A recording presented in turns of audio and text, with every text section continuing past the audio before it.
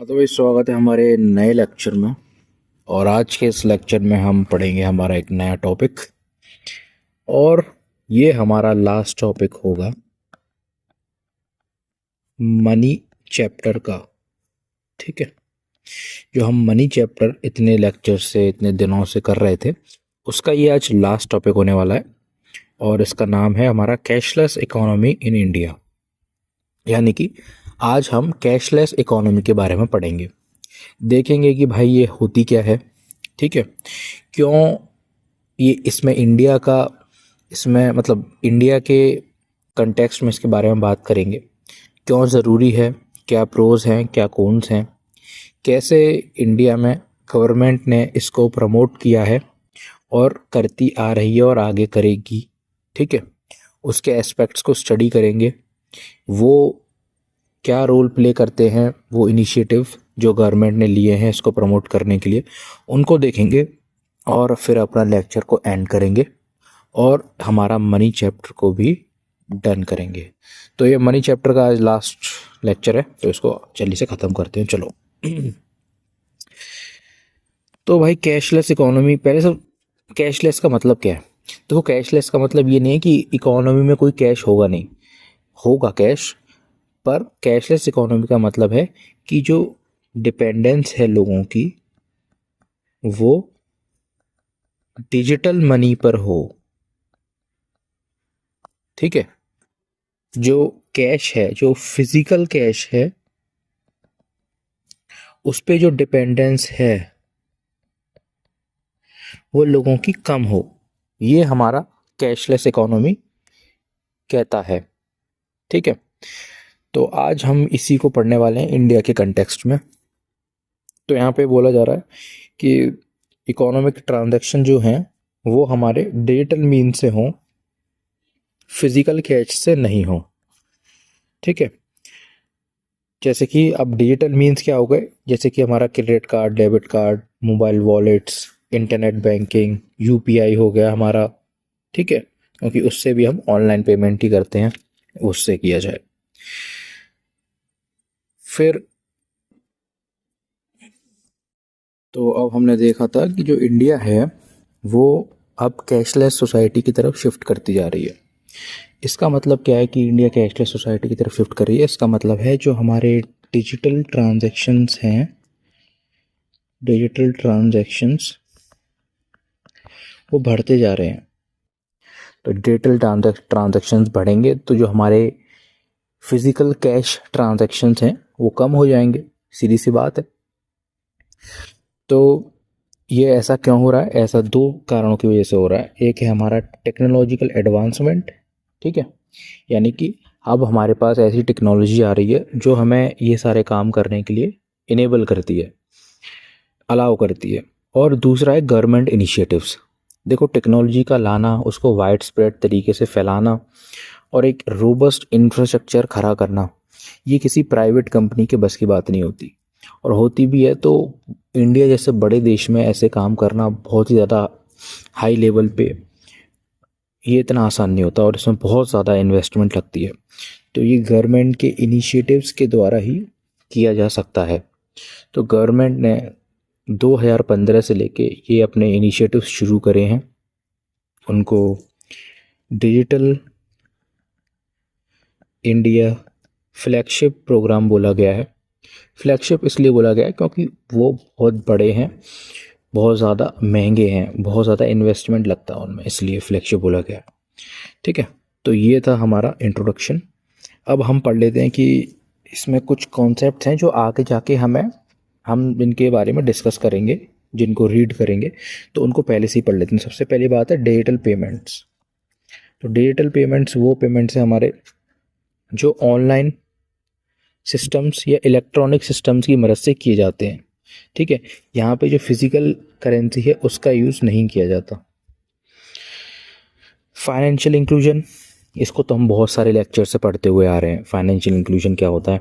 तो financial inclusion का मतलब ये है कि उन लोगों को जो ऑलरेडी फाइनेंशियल सर्विसेज और बैंकिंग सर्विसेज को यूज़ नहीं कर रहे हैं, उनको उन सर्विसेज के परव्यू में लाना, यानी कि उनको भी वो सर्विसेज का यूज़ प्रदान करना, उनको भी अलाउ करना कि वो लोग भी इस चीज़ का यूज़ कर पाएँ। ठीक है, जैसे कि हमारी पेमेंट सर्विसेज हो गई, बैंकिंग सर्विसेज हो गई। ठीक है, तो ये सब। तो bringing a large segment of population into formal financial system. Formal का मतलब क्या है? फॉर्मल का मतलब है ओवरसीन बाय गवर्नमेंट, यानी जिस चीज़ को गवर्नमेंट इंस्पेक्ट कर सकती है, देख सकती है, ठीक है, कंट्रोल कर सकती है, उसको हम फॉर्मल सेक्टर बोलते हैं। दो सेक्टर होते हैं, एक फॉर्मल एक इनफॉर्मल। अगर हम देखा जाए, अगर हम एक बेसिस रखें कि उसको गवर्नमेंट रन करती है या नहीं करती, तो ऐसे हम इकोनॉमी को भी दो सेक्टर में डिवाइड कर सकते हैं। एक फॉर्मल हो जाता है और एक हो जाता है इनफॉर्मल। इनफॉर्मल जो होता है डायरेक्टली गवर्नमेंट के कंट्रोल में आता है, गवर्नमेंट इसको ओवरसी कर सकती है, यानी इंस्पेक्ट कर सकती है, देख सकती है, ठीक है, इन्फ्लुएंस कर सकती है। और एक आता है हमारा इनफॉर्मल, यानी इसको गवर्नमेंट डायरेक्टली इन्फ्लुएंस या ओवरसी नहीं कर सकती। ठीक है, और गवर्नमेंट का इस सेक्टर पे कंट्रोल उतना ज़्यादा नहीं होता जितना फॉर्मल सेक्टर में होता है। फॉर्मल सेक्टर में आपको सबसे इजी एग्जांपल मैं दूंगा गवर्नमेंट जॉब का। अगर आप कोई गवर्नमेंट जॉब कर रहे हो तो वहाँ पे गवर्नमेंट लॉज एप्लीकेबल होते हैं। ठीक है, तो उन्हीं गवर्नमेंट के लॉज से डायरेक्ट गवर्नमेंट अपना कंट्रोल इस्टेब्लिश करती है, चाहे वो कोई भी डिपार्टमेंट हो या मिनिस्ट्री हो गवर्नमेंट की। लेकिन इनफॉर्मल सेक्टर में गवर्नमेंट के सारे लॉज एप्लीकेबल नहीं होते, और जब सारे लॉज एप्लीकेबल नहीं हो पाते हैं तो गवर्नमेंट का कंट्रोल भी नहीं होता वहाँ पर। ठीक है, वहाँ पे जो प्राइवेट इंडिविजुअल्स हैं या कॉरपोरेशंस हैं, फिर वो चीज़ों को कंट्रोल करते हैं अपने हिसाब से। तो ये चीज़ें हैं। तो फाइनेंशियल इंक्लूजन आई होप समझ में आ गया होगा, इसको टिक कर देते हैं। फिर हमारा फॉर्मलाइजेशन ऑफ इकोनॉमी, इसका मतलब ये है कि इकोनॉमी को गवर्नमेंट के कंट्रोल के अंदर लेके आना, गवर्नमेंट के विजन या गवर्नमेंट के साइट में लेके आना, जिससे कि गवर्नमेंट चीज़ों को ट्रैक कर सके और टैक्स कर सके। ठीक है, ट्रैक करना इसलिए ज़रूरी है जिससे कि हमें पता लगा सकते हैं कि अगर कोई फाइनेंशियल या मॉनेटरी क्राइम हुआ है तो उसमें हम डिटेक्ट कर पाएँ कि कौन कौन इन्वॉल्व है। और टैक्सेबल टैक्स हम चीज़ों को इसलिए करना चाहते हैं जिससे कि गवर्नमेंट के लिए ज़्यादा से ज़्यादा रेवेन्यू जनरेट हो पाए। तो इसीलिए फॉर्मलाइजेशन ऑफ इकोनॉमी जो है वो बहुत ज़रूरी है, क्योंकि ये दो बड़े काम करता है। एक इकोनॉमी को ट्रैकेबल और दूसरा टैक्सेबल बनाता है। ठीक है, खासकर हमारे फाइनेंशियल सिस्टम्स को। ये फिर है ट्रांसपेरेंसी। ट्रांसपेरेंसी होना बहुत ज़रूरी है, जिससे कि black money, tax evasion, illicit financial flows, इसको कर्व किया जा सके, स्टॉप किया जा सके, ठीक है, रोका जा सके। ब्लैक मनी वो मनी है जिस पे कोई टैक्स नहीं दिया गया है। टैक्स एवेजन यानी कि आपकी कोई भी इनकम है, अगर आप उस इनकम पे टैक्स नहीं दे रहे हो तो उसको हम टैक्स एवेजन बोलेंगे। ब्लैक मनी वो मनी होता है जो आपने कमाया लेकिन आपने उस पर टैक्स नहीं दिया, तो वो ब्लैक मनी कहलाएगा। ठीक है, और इलिसिट फाइनेंशियल फ्लोज, इलिसिट का मतलब है इलीगल, फाइनेंशियल का मतलब है मनी से रिलेटेड, फ्लो का मतलब है मूवमेंट। तो यानी कि मनी का ऐसा इलीगल मूवमेंट जो लॉज परमिट नहीं करते हैं। ठीक है, अब वो हो सकता है टेरर फाइनेंसिंग हो, ठीक है, वो हो सकता है करप्शन हो सिविल सर्वेंट्स के अंदर, या पॉलिटिशियंस के अंदर वो करप्शन हो सकता है। ठीक है, या किसी भी जज के करप्शन हो सकता है। आजकल तो भाई जजों के भी करप्शन बाहर आ रहे हैं, कमाल की बात है। तो ये सब चीज़ें हैं जो हमारी इलिसिट फाइनेंशियल फ्लोज में आती हैं। ठीक है, किसी को भी घूस दे दी तो वो भी एक इलिसिट फाइनेंशियल फ्लो में आ जाएगा। ठीक है, उसका एक एग्जाम्पल है ये। फिर है सेग्न्यूरेज। अब मुझे नहीं पता इसकी यार प्रोनाउंसिएशन क्या है सच बताऊं तो, बट इसका मतलब ये होता है कि गवर्नमेंट जो प्रॉफिट करती है डिजिटल मनी से, क्योंकि अब उसे पैसा जो है प्रिंट नहीं करना पड़ रहा। अब जब उसे पैसा प्रिंट नहीं करना पड़ रहा तो प्रिंटिंग कॉस्ट जो है वो हट गई है अब, ठीक है, सिस्टम से। तो गवर्नमेंट को अब उससे भी काफ़ी प्रॉफिट हो रहा है कि अब उसे प्रॉफिट इस अब उसे प्रिंट नहीं करना पड़ रहा पैसे को। तो इसको हम सिग्न्योराइज बोलते हैं, ठीक है। बहुत ज़्यादा इंपॉर्टेंट टर्म नहीं है ये, बस आपको इतना ध्यान रखना है कि एडवांटेजेस क्या है हमारे डिजिटल सिस्टम के। नेक्स्ट है कंटेक्स्ट इन इंडिया। अब इंडिया के बारे में कुछ फैक्ट्स जान लेते हैं इसी कैशलेस इकोनॉमी के ऊपर। तो हमारी जो कैशलेस इकोनॉमी है उसको बूस्ट कब मिला था? उसे बूस्ट मिला था 2016 में, जब हमने डीमोनेटाइजेशन कर दिया था, समझ गए। और इससे क्या हुआ था? इससे डिजिटल पेमेंट्स को इनडायरेक्ट सपोर्ट मिला था। और दूसरा है कि जो गवर्नमेंट ने 2015 में डिजिटल इंडिया इनिशिएटिव शुरू किया था, उसकी वजह से भी काफ़ी जो लोग हैं वो डिजिटल पेमेंट्स और ट्रांजैक्शन की तरफ शिफ्ट हुए थे, ठीक है।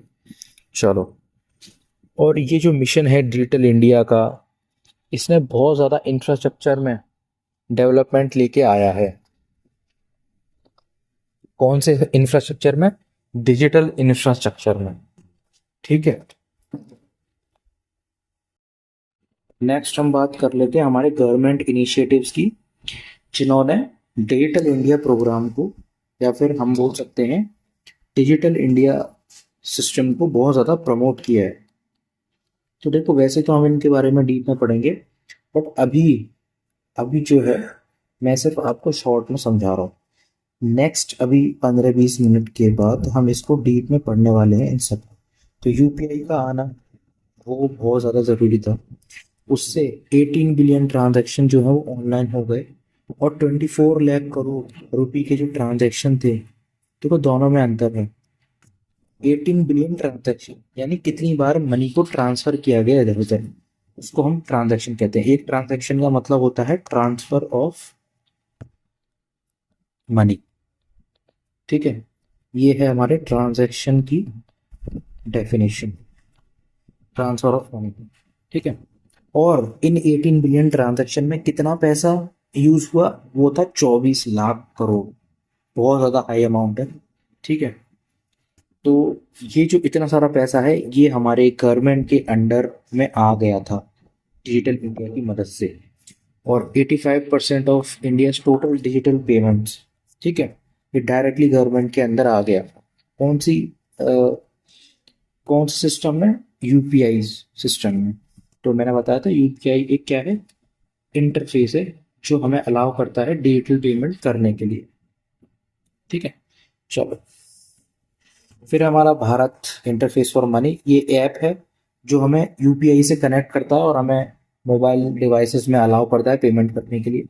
रुपे डेबिट कार्ड्स हो गए, ये हमारे इंडिया के खुद के इंडिजीनियसली डेवलप्ड क्रेडिट कार्ड्स और डेबिट कार्ड्स हैं, ठीक है, जो हमारे डेटा को सिक्योर रखते हैं, लीक होने से बचाते हैं, और हमें पेमेंट करने में मदद करते हैं। जन धन योजना हो गया, इससे फाइनेंशियल इंक्लूजन में बहुत मदद आई है लोगों को। डिजिटल पेमेंट डायरेक्टली लोगों के अकाउंट में किए गए हैं, जिससे कि जो हमारे माइनॉरिटीज़ हैं, ठीक है, और हमारे जो इकोनॉमिकली वीकर सेक्शंस हैं सोसाइटी के, उनको मदद पहुंचाई जाए डायरेक्ट। तो उनको इस जन धन योजना की मदद से डायरेक्टली इकोनॉमिक एड पहुंचाई जाती है। फिर है भारत नेट प्रोजेक्ट, इसमें भी गवर्नमेंट ने डिजिटल इंफ्रास्ट्रक्चर पे ध्यान दिया है, रूरल एरियाज में और सब अर्बन एरियाज में, ठीक है। प्रधानमंत्री ग्रामीण डिजिटल साक्षरता अभियान, तो इसमें डिजिटल लिटरेसी पे फोकस किया है। देखो यहाँ पे है ना, डिजिटल साक्षरता अभियान, इसका मतलब है डिजिटल लिटरेसी पे फोकस किया है रूरल इंडिया में, क्योंकि रूरल इंडिया में देखा गया है लिटरेसी भी कम होती है, ठीक है, और अवेयरनेस भी कम होती है। तो जहाँ पे चीज़ें कम है वहाँ पे क्रिएट करना ज़्यादा ज़रूरी है। फिर रेगुलेटरी सैंडबॉक्स बाय आरबीआई, तो आरबीआई ने कई सारे ऐसे इनोवेशन प्रमोट किए हैं और कंपटीशन को क्रिएट किया है, जिससे कि फिनटेक यानी फाइनेंशियल टेक्नोलॉजी में इनोवेशन आ पाए, नई टेक्नोलॉजी आ पाए, नई न्यू सॉल्यूशंस आ पाए। ठीक है, ये फिर है इंसेंटिव्स स्कीम। कई सारी ऐसी इंसेंटिव स्कीम्स आई हैं जिससे कि आप इन डिजिटल ट्रांजैक्शंस पे शिफ्ट हो जाएं। उसमें से देखो ये है कि एक तो है कि भीम यूपीआई की जो ट्रांजैक्शंस होते हैं ये 0 फीस चार्ज करते हैं। तो ये एक तरीके का इंसेंटिव ही तो हुआ। बाकी के जो प्राइवेट फर्म्स हैं वो कुछ ना कुछ फीस चार्ज करते हैं आपके ट्रांजैक्शन के लिए, लेकिन जो भीम यूपीआई है जो गवर्नमेंट का है वो 0 फीस चार्ज करता है। तो ये क्या करता है, प्रमोट करता है लोगों को आपके आ, आपके सिस्टम पे शिफ्ट होने के लिए, जिससे कि हमारा डिजिटल इंडिया प्रमोट होता है। फिर है रुपे डेबिट कार्ड। वही बात है, रुपे डेबिट कार्ड भी zero, close to zero, close to zero हमारा फीस चार्ज करता है। ठीक है, तो ये भी एक तरीके का इंसेंटिव हो गया लोगों के लिए पैसे बचाने का, कि हमारे जो इंडिया के सिस्टम्स हैं वो पैसे वो हमारे कंजर्व करेंगे, बचाएंगे, तो इसलिए वो लोग शिफ्ट हो रहे हैं। तो ये क्या है, एक तरीके का इंसेंटिव है फीस ना चार्ज करना। ठीक है, बहुत सारी जो कंट्रीज होती हैं वो क्या करती हैं, जब उन्हें बिजनेसेस को अट्रैक्ट करना होता है, बिजनेसेस को अट्रैक्ट करना होता है तो वो इंसेंटिव्स देती हैं। किसको, बिजनेसेस को। बोलती है हम आपको 0 टैक्स चार्ज करेंगे या फिर 1 या 2% ही टैक्स चार्ज करेंगे, जो कि बिजनेसेस के लिए बहुत ही ज़्यादा कम होता है। इतना टैक्स तो यार आम इंसान भी नहीं देता। आम इंसान भी लगभग 4 से लेके 12%, 4 से लेके 20% तक टैक्स देता है। तो सोचो, जब आप किसी बिजनेस पे इतना कम टैक्स कर दोगे उस बिजनेस का कितना मुनाफा होगा। ये एक तरीके का इंसेंटिव है। ठीक है, तो ऐसे इंसेंटिव दिए जाते हैं गवर्नमेंट्स के द्वारा अपना बिजनेस प्रमोट करने के लिए। ठीक है, टूरिज्म प्रमोट करने के लिए, और इस केस में डिजिटल पेमेंट्स को प्रमोट करने के लिए इंसेंटिव दिए जा रहे हैं। नेक्स्ट है हमारा pros and cons of cashless economy. देखो, इसको मैंने प्रॉपर यूपीएससी फॉर्मेट में बनाया है, इसलिए यहाँ पे यूपीएससी फॉर्मेट लिखा है, क्योंकि इतना डीप तो यार एसएससी और बैंक में आता नहीं है, लेकिन यूपीएससी में जरूर आता है। तो पढ़ते हैं कि भाई प्रोज क्या है। तो पहले हम ध्यान देंगे प्रोज पे हमारे, कि कैशलेस इकोनॉमी के प्रोज क्या होते हैं। सबसे पहली बात है भाई, ट्रांसपेरेंसी बढ़ जाती है और करप्शन कम हो जाता है। अब ये कैसे होता है, इस पे ध्यान देंगे।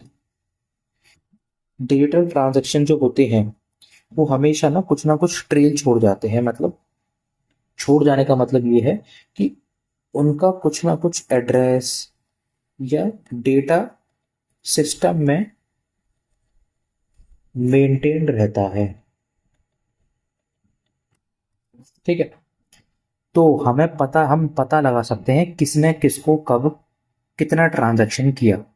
तो अगर कोई भी इंसान इलीगल चीज़ों में इन्वॉल्व है तो हम उसको आराम से पकड़ सकते हैं।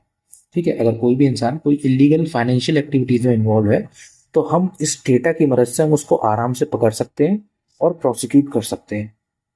तो डिजिटल ट्रांजैक्शन इसलिए भी बहुत ज़रूरी है। ठीक है, तो हम इससे ब्लैक मनी, मनी लॉन्ड्रिंग, इस सब को रोक सकते हैं या फिर ट्रैक कर सकते हैं। रोकेंगे तो बाद में, पहले हम इसको ट्रैक कर सकते हैं कि यार ऐसा भी हो रहा है क्या। और फिर ये क्या करता है, लीकेज को रिड्यूस करता है। अब देखो, लीकेज का मतलब तो अगर आपको पता हो, तो अगर किसी भी कंटेनर में कोई लिक्विड है और उसमें कोई लीक हो रहा है, एक लीक डेवलप हो गई, ठीक है, एक होल डेवलप हो गई, तो वो क्या करेगा, उस लिक्विड को धीरे धीरे धीरे धीरे ड्रेन करता है। तो ये तो लीक का मतलब हो गया। अब ऐसे ही जो गवर्नमेंट के रिसोर्सेज हैं, जो करप्शन है, जो सिविल सर्वेंट्स या पॉलिटिशियंस होते हैं, वो क्या करते हैं, इन रिसोर्सेज जो लोगों के वेलफेयर के लिए बने थे उनको लीक करते हैं, उनको चुरा लेते हैं और घर लोगों लोगों तक नहीं पहुंचाते, लोगों तक नहीं पहुंचाते। अपने पास इसको लीक करते रहेंगे, अपने पास इसको रखते रहेंगे और दिखाते रहेंगे चार्जशीट में कि हाँ भाई हमने लोगों को पहुंचा दिए। तो इसको लीकेज कहते हैं। ठीक है, गवर्नमेंट वेलफेयर की भाषा में। तो ये लीकेज को भी प्रिवेंट करता है। क्यों? क्योंकि अब ना लोगों को डायरेक्ट बैंक ट्रांसफ़र कर देगा, डायरेक्ट बैंक से ट्रांसफ़र कर दिया जाएगा, तो कोई करप्शन होने का चांस होगा ही नहीं। कोई फिजिकल कैश का चक्कर पड़ेगा नहीं, और फिजिकल कैश का चक्कर पड़ेगा नहीं तो सिविल सर्वेंट्स का कोई बहुत ज़्यादा इन्वॉल्वमेंट होगा नहीं। सीधे बैंक में पैसा गया और बैंक से लोगों के पास गया। किसके पास गया, कितना गया, ये सब ट्रेस किया जा सकता है। और अगर नहीं भी गया वो भी ट्रेस किया जा सकता है कि भाई क्यों नहीं गया, किसने नहीं भेजा है। तो ये बहुत ज़रूरी है। ठीक है, आई होप समझ में आया होगा। नेक्स्ट मूव करते हैं हमारे higher tax compliance and increased tax base पे। तो डिजिटल जो मनी है, देखो हमने उससे क्या किया, हमने उससे पहले तो मनी को ट्रैक कर लिया। अब हमने उस मनी को ट्रैक तो कर लिया है, तो अब हम उस मनी को ट्रैक करके उस पर टैक्स भी लगा सकते हैं। अब हम उसको टैक्स, जितना ज़्यादा मनी हमारे ट्रैकिंग में होगा उतना ज़्यादा हम उसको टैक्स भी कर पाएंगे। समझ रहे हो? तो ये हमें मनी को टैक्स करने में बहुत मदद करता है, क्योंकि अब जो हमारा मनी ट्रैकिंग है वो बहुत इजी हो चुकी है, जिससे कि जो गवर्नमेंट का रेवेन्यू है वो भी इंक्रीज हो जाता है कई गुना तक। समझ गए? और फॉर्मलाइज इकोनॉमी जो होती है, जहाँ पे टैक्स नेट के अंदर लोग आते हैं, फॉर्मलाइज इकोनॉमी का मतलब ये होता है जो बिजनेसेस हैं, इंडिविजुअल्स हैं, वो सारे टैक्स नेट के अंदर आते हैं। यानी कि वो सब टैक्स पे कर रहे होते हैं, या उन पे लाइबिलिटीज होती हैं टैक्स पे करने की, जिससे कि यार जो एडिशनल रेवेन्यू है वो लोगों के लिए पब्लिक वेलफेयर में, इंफ्रास्ट्रक्चर डेवलपमेंट में यूज़ किया जा सकता है। करें या ना करें ये तो गवर्नमेंट के ऊपर है, लेकिन किया जा सकता है। तो हम एक ऑप्टिमिस्टिक आउटलुक लेके चलते हैं कि हाँ भाई अच्छे के लिए ही होगा। ये थ्योरी में हम लेके चलते हैं, प्रैक्टिकलिटी में चीज़ें जो हैं वो बहुत अलग होती हैं, और उन चीज़ों को फिर हमें उसके हिसाब से डील करना पड़ता है। नेक्स्ट है इनहेंस्ड फाइनेंशियल इंक्लूजन। अब देखो कैशलेस इकोनॉमी का एक और फायदा है कि इससे जो है, जो सर्विसेज हैं गवर्नमेंट की हो गई, बैंक्स की हो गई, ठीक है, या प्राइवेट फर्म्स की सर्विसेज हैं, वो लोगों तक पहुंचेंगी। क्योंकि अब जो इंसान है वो फाइनेंशियल सर्विसेज को आराम से अवेल कर पाएगा डिजिटल पेमेंट्स की मदद से। अब उसे बार बार बैंक्स की तरफ नहीं जाना पड़ेगा, दूर नहीं जाना पड़ेगा। ठीक है, वो आराम से पेमेंट्स को रिसीव कर सकता है, क्रेडिट ले सकता है, अपने फाइनेंसेस को मैनेज कर सकता है without visiting a bank branch. तो ऑनलाइन चीज़ों का ये भी फ़ायदा होता है कि अब हमें बैंक ब्रांच नहीं जाना पड़ेगा। देखो वैसे तो यार एक शहर में ना हर 2 से 3 किलोमीटर की रेडियस में एक बैंक ब्रांच होती ही है, इनफैक्ट ज़्यादा ही होती हैं। पर देखो शहरों की बात यानी सिटीज़ की बात अलग होती है विलेजेस से, क्योंकि विलेजेस में यही बैंक की ब्रांच जो है वो 10 to 20 किलोमीटर की रेडियस में होती है। तो लोगों के लिए बहुत दिक्कत हो सकती है, और लोगों को बहुत दिक्कत होती है हर छोटे से काम के लिए, छोटे से विड्रॉल के लिए, ठीक है, या फिर डिपॉजिट के लिए बैंक जाना। तो उनके लिए ये ऑनलाइन सर्विसेज जो हैं वो बहुत ज़्यादा फायदेमंद हो गई हैं कि अब कभी भी पैसा निकाल सकते हैं, उसका यूज़ कर सकते हैं, कोई भी सर्विस है उसको अवेल कर सकते हैं सिर्फ ऑनलाइन। ये है। यूपीआई के अकेले 491 मिलियन यूजर्स हैं, जिसमें से 65 मिलियन मर्चेंट्स हैं, यानी कि बिजनेसमैन। समझ गए? और 491 मिलियन इंडिविजुअल यूजर्स हैं, या अकाउंट्स बोल लो तुम। तो ये था इसका थर्ड बेनिफिट। अब आ जाते हैं हमारे फोर्थ बेनिफिट के ऊपर। चलो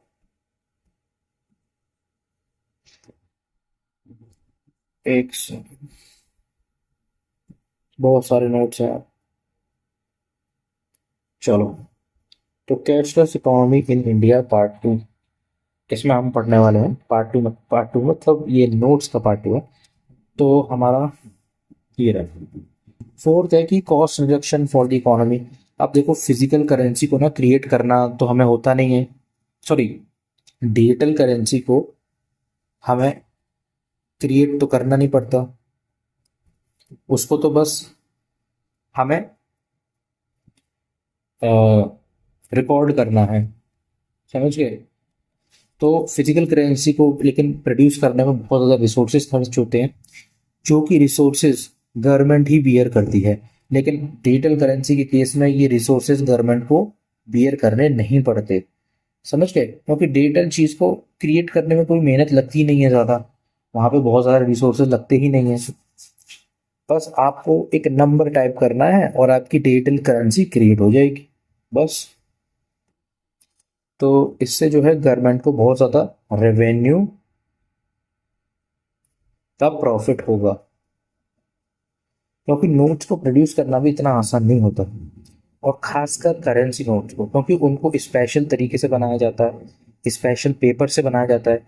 उसके पीछे बहुत ज़्यादा रिसर्च लगती है, प्रिंटिंग टेक्निक्स लगती हैं, और स्पेशल इंक और वो सब सब चीज़ें लगती हैं। और क्योंकि गवर्नमेंट उसे प्रोड्यूस कर रही है, तो उसके पीछे की अलग एक प्रॉपर मशीनरी होती है, जिसका अलग खर्चा होता है। तो इसीलिए डिजिटल करेंसी के केस में, कैशलेस इकोनॉमी के केस में ये चीज़ें नहीं होती, खर्चा नहीं होता, तो गवर्नमेंट को बहुत ज़्यादा प्रॉफिट होता है। नेक्स्ट है convenience and efficiency. Digital transactions को, डिजिटल पेमेंट्स को आप कभी भी कर सकते हो, 24/7 कहीं से भी कर सकते हो, फ्रॉम एनीवेयर, और किसी को भी कर सकते हो। बस आपको उसका डिजिटल पेमेंट एड्रेस पता होना चाहिए, जो कि यूपीआई आईडी हो सकती है या क्यूआर कोड हो सकता है, ठीक है। तो आप उसका पेमेंट उसको आराम से कर सकते हो, या सिंपल अकाउंट नंबर ही क्यों ना हो, आप डायरेक्ट अकाउंट में भेज सकते हो, ये है। तो इसलिए आपको जो प्रैक्टिकलिटी में देखा गया है, बहुत ज़्यादा कैश है वो नहीं कैरी करना पड़ेगा, एटीएम्स और बैंक पे जाना नहीं पड़ेगा, पेमेंट हाल हो जाएंगे इंस्टेंटली, टाइम नहीं लगेगा, टाइम भी बचेगा, ठीक है। नेक्स्ट है improved data analytics and policy making. अब ये क्या कह रहा है, ये तो थोड़ा सा कॉम्प्लेक्स सा पॉइंट लग रहा है, लेकिन ये उतना कॉम्प्लेक्स है नहीं, क्योंकि हमें इसको बहुत ज़्यादा डिटेल में पढ़ना है हमें। देखो, कंज्यूमर किस चीज़ पे ज़्यादा स्पेंड करते हैं, यानी कि किस चीज़ पे स्पेंड कर रहे हैं, कब स्पेंड कर रहे हैं, क्यों स्पेंड कर रहे हैं, ठीक है, कैसे स्पेंड कर रहे हैं, इस सब चीज़ को स्टडी करके गवर्नमेंट ना अपने डिसीजंस को इम्प्रूव कर सकती है, और उन चीज़ों में इन्वेस्ट कर सकती है जो चीज़ें एक्चुअली इकोनॉमी के लिए और आम जनता के लिए ज़रूरी है। तो क्योंकि देखो यार, गवर्नमेंट के भी अपने खुद के बिजनेस होते हैं, इंश्योरेंस कंपनी हो गई, खुद की ब्रांड्स हो गए, गवर्नमेंट कंपनीज हो गई, तो उनको भी डेटा की ज़रूरत पड़ती है अपने बिजनेस डिसीजंस को लेने के लिए। तो वो इन पेमेंट्स को स्टडी करके एक अच्छी पॉलिसी बना सकते हैं और एक अच्छा डिसीजन ले सकते हैं, जिससे कि उनको बेनिफिट पहुंचे, समझ गए।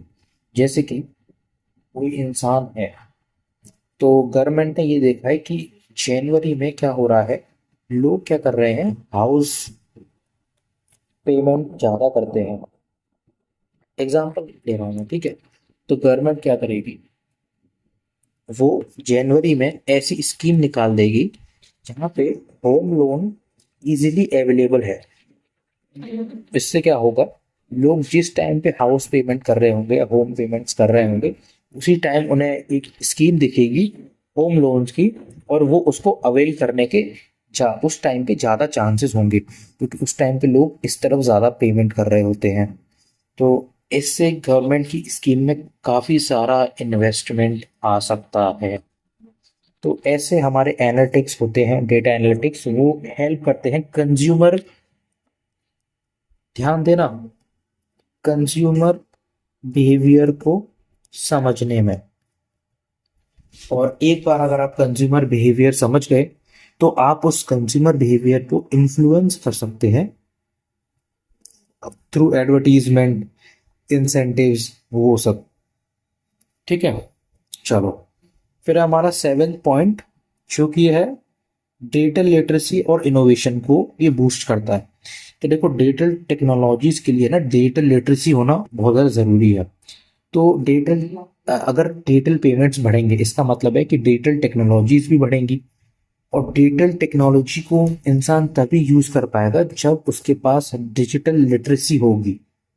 ठीक है, तो ये एक सोसाइटी में डिजिटल लिटरेसी को भी प्रमोट करता है, उससे फर्दर लिटरेसी भी इम्प्रूव होती है, क्योंकि डिजिटल लिटरेसी और लिटरेसी कुछ ना कुछ हद तक लिंक्ड है ही, समझ गए। और ये जो है फिनटेक सेक्टर के लिए इनोवेशन को प्रमोट करने का काम भी करता है, क्योंकि लोगों को कोई अगर दिक्कत आती है तो देख इस बात को ध्यान दो, जो बिजनेस है ना वो एक एक कंसेप्ट पे काम करते हैं, वो है प्रॉब्लम सॉल्विंग। आपके घर में पंखा एसी इसलिए है क्योंकि आप अपने आप को गर्मी से बचा सकें, आपके घर में हीटर इसलिए है आप अपने आप को ठंड से बचा सकें। तो ठंडी और गर्मी ये क्या है, ये आपके लिए एक प्रॉब्लम है। उसी प्रॉब्लम को सॉल्व करके बिजनेसेस ने अपना एक मॉड्यूल क्रिएट किया और प्रॉफिट अर्न किया। तो गवर्नमेंट जो है तो डिजिटल लिटरेसी क्या कर रही है, अगर लोगों के पास डिजिटल लिटरेसी होगी तो वो ज़्यादा से ज़्यादा पेमेंट सर्विसेज को यूज़ करेंगे तो उन्हें कुछ ना कुछ दिक्कतें महसूस होंगी। उससे क्या होगा, जो फिनटेक सेक्टर है हमारा उन प्रॉब्लम को सॉल्व करने के लिए आएगा और फर्दर इनोवेशंस को जन्म देगा। समझ गए, तो ये चीज़ है इन शॉर्ट कि भाई डिजिटल पेमेंट्स जो है वो कुछ ना कुछ परेशानियां क्रिएट करेंगे, उस परेशानियां को सॉल्व करने के लिए हमारे बिजनेसेस और डेवलप होंगे, इनोवेशन फर्दर इंक्रीज होगी। नेक्स्ट है हमारा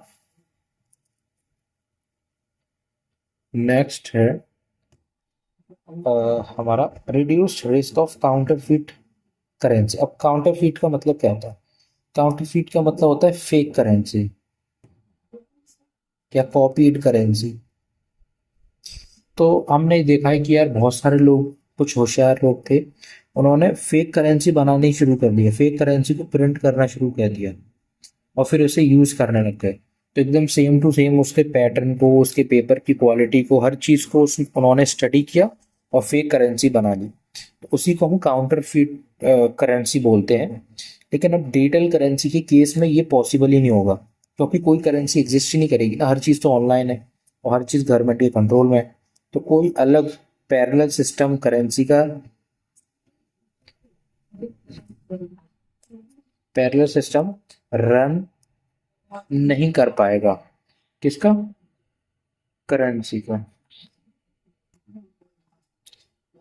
ठीक है, जिससे कि हमारे जो इंटीग्रिटी है मॉनेटरी सिस्टम में वो इंक्रीज होती है, लोग ऑनेस्टी से काम करते हैं, ऑनेस्टी की तरफ काम करते हैं। नेक्स्ट है हमारा enhance security for individuals businesses. Theft यानी कि चोरी चकारी या कोई भी लॉस करेंसी का ड्यू टू डैमेज, डिजास्टर, इस तरीके की कोई चीज़ होगी नहीं, क्योंकि फिजिकल कैश होगा ही नहीं, तो ऐसी चीज़ों से वो इफेक्ट हो ही नहीं पाएगा। तो जो बिजनेसेस हैं उनको लॉस भी नहीं होगा और उनके लिए सिक्योरिटी भी ज़्यादा रहेगी। दूसरा, डिजिटल पेमेंट्स हैं वो मल्टीपल लेयर्स ऑफ सिक्योरिटी के संग आते हैं, जैसे ओटीपी हो गया, बायोमेट्रिक्स हो गए, इंक्रिप्शन हो गया, है ना, जिससे कि और ज़्यादा सिक्योर तरीके से पेमेंट किया जा सकता है। समझ गए, ओटीपी का मतलब होता है वन टाइम पासवर्ड। कोई भी पेमेंट करने के लिए आपको पासवर्ड, कुछ भी ऑनलाइन एक्टिविटी करने के लिए, जैसे पासवर्ड चेंज करना है या कोई पेमेंट करना है, तो कुछ ना कुछ पासवर्ड लगता है ना, पास की लगती है ना। इसमें उन्होंने क्या किया है, जब भी आप करोगे आपको यूजर आईडी तो डालनी पड़ेगी, उसके बाद आपका जितनी बार भी करोगे हर बार एक इंडिविजुअल पासवर्ड क्रिएट होगा, जो कि कुछ टाइम के लिए ही वैलिड रहेगा। कुछ टाइम के लिए वैलिड रहने का तो ये फायदा है कि उसको कोई और नहीं यूज कर पाएगा, आप ही यूज कर पाओगे। दूसरा, बायोमेट्रिक इनेबल, जो बायोमेट्रिक्स का इस्तेमाल कर सकते हैं, इससे कि बायोमेट्रिक सबके यूनिक होते हैं, तो कोई और आपके बायोमेट्रिक को यूज नहीं कर पाएगा, आप ही कर पाओगे। इंक्रिप्शन मतलब होता है कि डेटा को अनरीडेबल फॉर्मेट में कन्वर्ट कर देना। तो आपका कोई भी मैसेज है, कोई भी डेटा है, पासवर्ड है, यूजर आईडी है, तो इंक्रिप्शन की मदद से उसको अनरीडेबल फॉर्मेट में कन्वर्ट कर दो, जिससे कि कोई भी उसको स्टील नहीं कर पाएगा। No stealing. ओके, चलो। अब कभी कभी इंक्रिप्शन को ब्रेक भी किया जा सकता है, बट वो एक्सेप्शनल केसेस होते हैं, उनके बारे में हम नहीं पढ़ेंगे, हमें बस अभी बेसिक पढ़ना है। चलो, फिर इकोनॉमिक स्टेबिलिटी और रेजिलियंस रहता है। डिजिटल मनी जो है वो काफ़ी हद तक हमारी इकोनॉमिक स्टेबिलिटी को प्रमोट करता है, क्योंकि जो इकोनॉमिक एक्टिविटी होती हैं वो आराम से की जा सकती है। मान के चलो डीमोनेटाइजेशन हो गया तो भी क्या हो गया भाई, कुछ नहीं है, ऑनलाइन पेमेंट कर देंगे, समझ गए, कोई दिक्कत ही नहीं है, बैंक जाने की जरूरत ही नहीं है, ऑनलाइन पेमेंट कर देंगे। तो उससे क्या हुआ, या कोई भी पेंडेमिक है, नेचुरल डिजास्टर है, जहाँ पे लोग ना इधर उधर नहीं जा पा रहे हैं, आ नहीं पा रहे हैं, बैंक बंद हो गए हैं, या और भी दिक्कत है, तो उससे इकोनॉमिक एक्टिविटी रुकेगी नहीं, उससे लोग क्या करेंगे, सिर्फ ऑनलाइन पेमेंट करते रहेंगे, जिससे हमारी इकोनॉमी की स्टेबिलिटी है ना वो बनी रहेगी, क्योंकि इकोनॉमी की स्टेबिलिटी इकोनॉमिक एक्टिविटी से ही रहती है। अगर अच्छी इकोनॉमिक एक्टिविटी रहेगी, इकोनॉमिक स्टेबिलिटी भी उतनी ही रहेगी। अगर इकोनॉमिक एक्टिविटी कम हो जाएगी तो हमारी इकोनॉमी की स्टेबिलिटी भी बिगड़ जाएगी। तो आई होप इतना समझ में आया हो। तो कॉन्टैक्टलेस पेमेंट जो होते हैं वो बहुत ज़रूरी होते हैं पैंडेमिक के समय में या डिजास्टर्स के समय में, जो कि हमारे डिजिटल पेमेंट के डिजिटल पेमेंट सिस्टम है उनकी बेनिफिट को दिखाता है, उनकी रेजिलियंस को दिखाता है। अब इनके थोड़े कुछ डिसएडवांटेजेस हैं, उनको स्टडी कर लेते हैं। डिसएडवांटेजेस को हमने कौन का नाम भी दे सकते हैं, तो ये इनको करते हैं। सबसे पहला डिसएडवांटेज ये है कि हमारी कंट्री में बहुत ज़्यादा डिजिटल डिवाइड एग्जिस्ट करता है और इंफ्रास्ट्रक्चर भी बहुत कम है हमारी कंट्री पे, जिस हिसाब से हमारी कंट्री का साइज है। अब यहाँ पे साइज में फिजिकल साइज को भी कंसिडर कर रहा हूँ, और हमारी जो डेमोग्राफी है यानी कि 140 करोड़ के हैं उसको भी कंसिडर कर रहा हूँ, ठीक है, क्योंकि फिजिकल जो हमारा है 3.28 मिलियन स्क्वायर किलोमीटर का एरिया, वो भी हमारी इंफ्रास्ट्रक्चर को इफेक्ट करता है, और जो हमारे 140 करोड़ के लोग हैं उससे भी हमारा इंफ्रास्ट्रक्चर इफेक्ट होता है। तो हमारी कंट्री में डिजिटल डिवाइड है, यानी कि ऐसे बहुत सारे लोग हैं जो रूरल एरियाज में, सबर्बन एरियाज में, जिनके पास अभी भी इंटरनेट कनेक्टिविटी नहीं है, मोबाइल फोन्स नहीं है और इलेक्ट्रिसिटी नहीं है, जिसकी वजह से वो ये डिजिटल सर्विसेज को अवेल नहीं कर पाते हैं, यूज़ नहीं कर पाते हैं, समझ गए।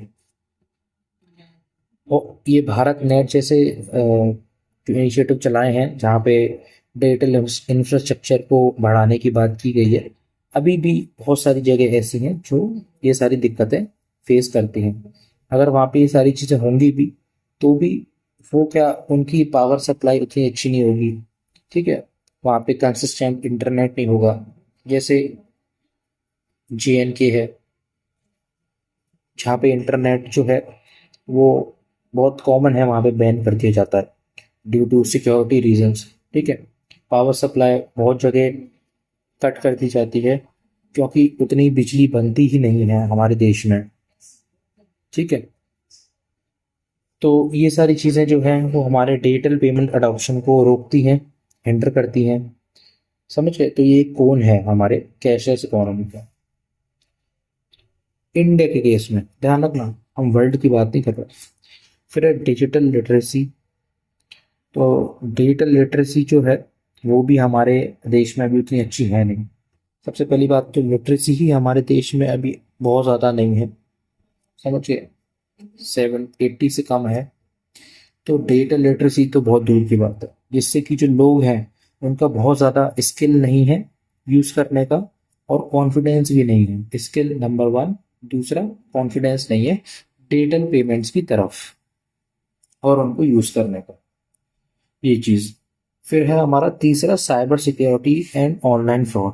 देखो कोई भी चीज़ जो ऑनलाइन है वो थोड़ी सी कुछ ना कुछ हद तक तो वल्नरेबल रहती ही है, क्योंकि ऑनलाइन चीज़ों में लूप होल्स एग्जिस्ट करते हैं। ठीक है, तो नए नए तरीके के मालवेयर्स आ गए, स्पाईवेयर्स आ गए, उनका यूज़ किया जा सकता है साइबर अटैक का यूज़ कर, तो साइबर अटैक करने के लिए, फिशिंग करने के लिए, डेटा को लीक करने के लिए, या फाइनेंशियल फ्रॉड कमिट करने के लिए, जहाँ पे जो मनी है उसको स्टील कर लिया जाता है ऑनलाइन ही। ठीक है, ज़रूरी नहीं है कि किसी स्पाईवेयर की मदद से किया जा सके, हो सकता है डेटा लिटरेसी की कमी की वजह से ही ये सारे फ्रॉड हो जाएं। जैसे कि आपने कभी किसी को अपना ओटीपी शेयर कर दिया, अ, कोई इंपॉर्टेंट इंफॉर्मेशन शेयर कर दी, इसकी वजह से ये फाइनेंशियल फ्रॉड हो जाए, और ऐसा होता भी हमने देखा है। तो अभी भी ऑनलाइन स्कैम्स होते हैं, जिससे कि जो ट्रस्ट है लोगों का डिजिटल पेमेंट्स में, वो अभी भी थोड़ा सा कम है, उतना बहुत ज़्यादा है नहीं। खासकर जो नए लोग हैं या जिन्होंने अभी भी शुरू किया नहीं है, वो इस चीज़ से बचते हैं करने के लिए, क्योंकि उन्हें लगता है कि भाई एक बार हमने कर दिया, कोई गलती हो गई तो बहुत मैटर बिगड़ जाएगा। फिर है प्राइवेसी कंसर्न्स। देखो, फॉर्मलाइजेशन का मतलब यही है कि गवर्नमेंट के सर्विलेंस के अंदर आना। अब गवर्नमेंट हमेशा सही चीज़ के लिए सर्विलेंस करे ये ज़रूरी नहीं है। हो सकता है गवर्नमेंट उन लोगों पे भी अच्छे से सर्विलेंस कर रही हो जो उनके खिलाफ काम कर रहे हैं, क्योंकि जो गवर्नमेंट के खिलाफ करप्शन को एक्सपोज करने के लिए काम कर रहे हैं। समझ रहे हो? तो इससे इसका एक ये भी नुकसान है कि ये ओवर सर्विलेंस जो है अ, वो हमारे प्राइवेसी को वायलेट करता है, और ये पोटेंशियल करप्शन जो है गवर्नमेंट में, उसको बाहर आने से भी एक तरीके से हिंडर कर देता है। समझ गए? क्योंकि गवर्नमेंट जो है आपकी हर चीज़ को ट्रैक एंड ट्रेस करती रहती है, और कोशिश करती है कि आपको कैसे भी करके कंट्रोल में किया जाए, कंट्रोल में लाया जा सके। तो ये सारी चीज़ें हैं।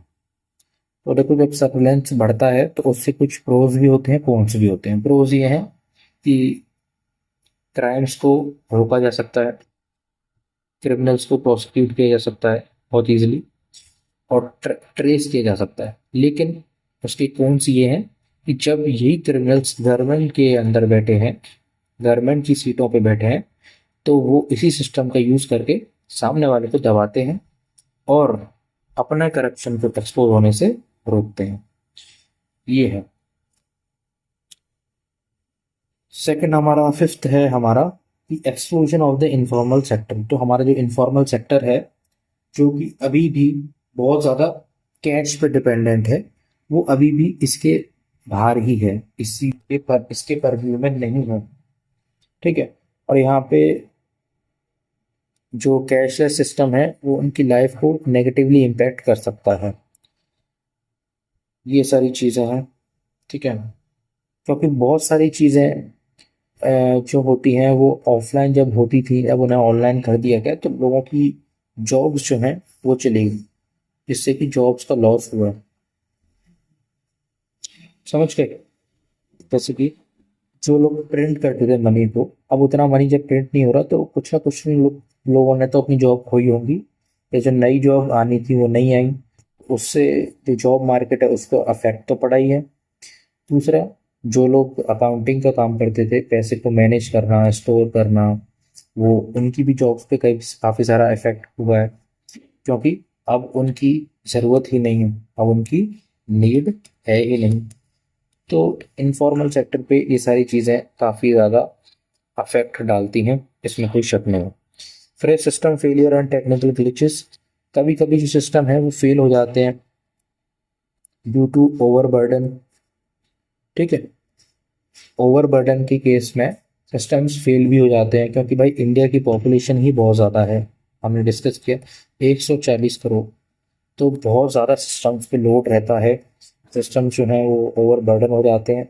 ओवरबर्डन होने की वजह से वो कभी कभी फेल भी हो जाते हैं। दूसरा, कोई भी चीज़ है उसमें कभी ना कभी कोई ग्लिच तो होता ही है। ग्लिच का मतलब होता है कोई एरर। ठीक है, सॉफ्टवेयर के अंदर अगर कोई एरर है, उसको हम ग्लिच बोल देते हैं। तो इन ग्लिच का यूज़ करके साइबर अटैक किए जा सकते हैं। ये ग्लिच जो है सिस्टम को स्मूथली रन करने से भी प्रिवेंट करते हैं कभी कभी, ठीक है। तो वो दिक्कतें हो सकती हैं उसकी वजह से। तो ये दिक्कतें हमारे जो डिस्ट्रप्शन कर सकती हैं, बहुत ज़्यादा लॉसेस हो सकते हैं इसकी वजह से, समझ गए।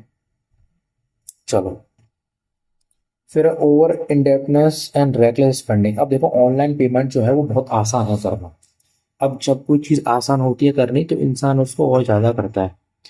इस अब इम्पल्सिव स्पेंडिंग होगी, यानी कि बहुत ज़्यादा इजीली लोग पैसे को स्पेंड कर देंगे। और जब वो इजीली स्पेंड करेंगे तो ओवर कंजप्शन होगा, जिससे कि हो सकता है लोगों की जो डेट है वो बढ़े। तो ये नुकसानदायक हो सकता है लोगों के लिए, समझ गए। क्योंकि डिजिटल ट्रांजैक्शन है उनको करना बहुत आसान होता है। फिर impact on small value transaction. तो जो स्मॉल वैल्यू ट्रांजैक्शंस होते हैं, जैसे कि कुछ भी आपको खरीदना है, कोई भी खाने की चीज़, पीने की चीज़, तो जो कैश है वो अभी भी बहुत ज़्यादा कन्वीनियंट है। क्यों? क्योंकि जो वेंडर्स हैं हमारे, उन्होंने अभी भी डिजिटल डिवाइड की वजह से अडॉप्ट नहीं किया है, और उनके लिए ये चीज़ें अभी भी मुश्किल हैं। तो ये कुछ छोटे छोटे ट्रांजेक्शन करने के लिए अभी भी लोगों को दिक्कतें होती हैं, स्मॉल मर्चेंट्स को भी और कंज्यूमर्स को भी। क्यों? क्योंकि डिजिटल डिवाइड है अभी भी, समझ गए। फिर है loss of personal freedom and control. अब जब गवर्नमेंट के हाथ में सब कुछ चले जाएगा तो सीधी सी बात है, आपकी हाथ में जो कंट्रोल है वो नहीं रहेगा। और फाइनेंशियल इंस्टीट्यूशन, गवर्नमेंट इंस्टीट्यूशन आपके फाइनेंसिस को देख सकते हैं, कंट्रोल कर सकते हैं। फिर है ट्रांजैक्शन कॉस्ट। देखो, ऑनलाइन पेमेंट करने में देखो, अभी तो गवर्नमेंट चार्ज नहीं कर रही है, पब्लिक फीस अभी तो नहीं है, लेकिन प्राइवेट फीस होती है, यानी कि प्राइवेट कंपनीज के द्वारा जो अभी है वो अभी भी फीस है वहाँ पे। तो वो फीस जो है वो हो सकता है आपके लिए थोड़ा सा दिक्कत क्रिएट कर दें, खासकर उन बिजनेसेस के लिए जिनका जो प्रॉफिट मार्जिन है वो बहुत कम होता है। यानी कि मान के चलो, कोई बिजनेस है, उसने 100 रुपये का बेचा, 100 रुपये का खरीदा, 103 का बेच दिया। और जब उसने इसको 103 का बेचा तो जब उसने डिजिटल पेमेंट किया होगा तो उसे 2 रुपये तो टैक्स देने पड़ गए। तो उसका प्रॉफिट मार्जिन वैसे भी 3 रुपये था, और अब 2 रुपये में टैक्स चला गया तो भाई 1 रुपया बचा प्रॉफिट। तो बिजनेस के लिए बहुत ज़्यादा दिक्कत की बातें हो सकती हैं, क्योंकि उन्हें ट्रांजैक्शन कॉस्ट पे करनी पड़ेगी, ठीक है। और खासकर उन बिजनेसेस के लिए जिनका प्रॉफिट मार्जिन बहुत कम है, थिन मार्जिन है। तो मार्जिन का मतलब होता है डिफरेंस, तो उनका डिफरेंस देख रहे हैं आप, सीपी और एसपी के बीच में। चलो, तो ये था हमारा pros and cons of cashless economy in India. इसके बाद हम पढ़ेंगे measures to promote cashless economy in India, ठीक है। और ये सबसे ज़्यादा इम्पोर्टेंट होने वाला है, क्योंकि ये एग्ज़ाम में डायरेक्टली पूछा जाता है। तो अब हम पढ़ने वाले हैं measures taken to promote cashless economy in India, ठीक है। तो अभी तक हमने क्या पढ़ा? हमने पढ़ा कैशलेस इकोनॉमी, इसके बारे में पढ़ा हमने, ठीक है। अब हम पढ़ेंगे वो मेजर्स, ठीक है, या वो इनिशिएटिव्स, स्कीम्स जिसने डिजिटल इंडिया प्रोग्राम जो है उसको प्रमोट किया है ना, या उसको इन्हेंस किया है। तो चलो फिर शुरू करते हैं। सबसे पहला है हमारा डिजिटल इंडिया प्रोग्राम। तो गवर्नमेंट की तरफ से एक स्कीम है डिजिटल इंडिया प्रोग्राम की, जो कि 2015 में आई। तो ये हम सब जानते हैं कि 2014 में बीजेपी की सरकार आती है, ठीक है। और उसी के बाद 2015 में बीजेपी सरकार ये डिजिटल इंडिया प्रोग्राम लेके आती है। तो अब इस डिजिटल इंडिया प्रोग्राम का मिशन क्या था, क्यों लाया गया था इसको, एम क्या था इसका, ठीक है, ये कौन से टास्क करना चाहता था, अब हम उसको समझेंगे। तो सबसे पहली बात है, ये इंडिया को ना ट्रांसफॉर्म करना चाहता था और इंडिया को ये डिजिटली एम्पावर करना चाहता था, यानी कि इंडिया में डिजिटलाइजेशन को प्रमोट करना चाहता था। डिजिटलाइजेशन का मतलब है वो सारे काम जो पहले इलेक्ट्रॉनिक डिवाइसेस पे नहीं होते थे, अब वो इलेक्ट्रॉनिक डिवाइसेस पे हों, इसी को हम डिजिटलाइजेशन कहते हैं, ठीक है। तो इंडिया में डिजिटलाइजेशन हो, ये इंडिया एक नॉलेज इकोनॉमी बने, जिसको हम स्किल बेस्ड इकोनॉमी भी बोलते हैं, ठीक है। और इसके 3 कंपोनेंट्स थे, ठीक है। पहला, डिजिटल इंफ्रास्ट्रक्चर को बनाना या इम्प्रूव करना। दूसरा, जो डिजिटल एम्पावरमेंट करना हमारे सिटीजन्स का, और गवर्नेंस एंड सर्विसेज को प्रोवाइड करना। तो डिजिटल इंफ्रास्ट्रक्चर में हमारा आ जाते हैं, हमारे टीवी टावर्स आ जाते हैं, हमारे डिवाइसेस आ जाते हैं, ठीक है, सर्विसेज आ जाती हैं, सर्वर्स आ जाते हैं।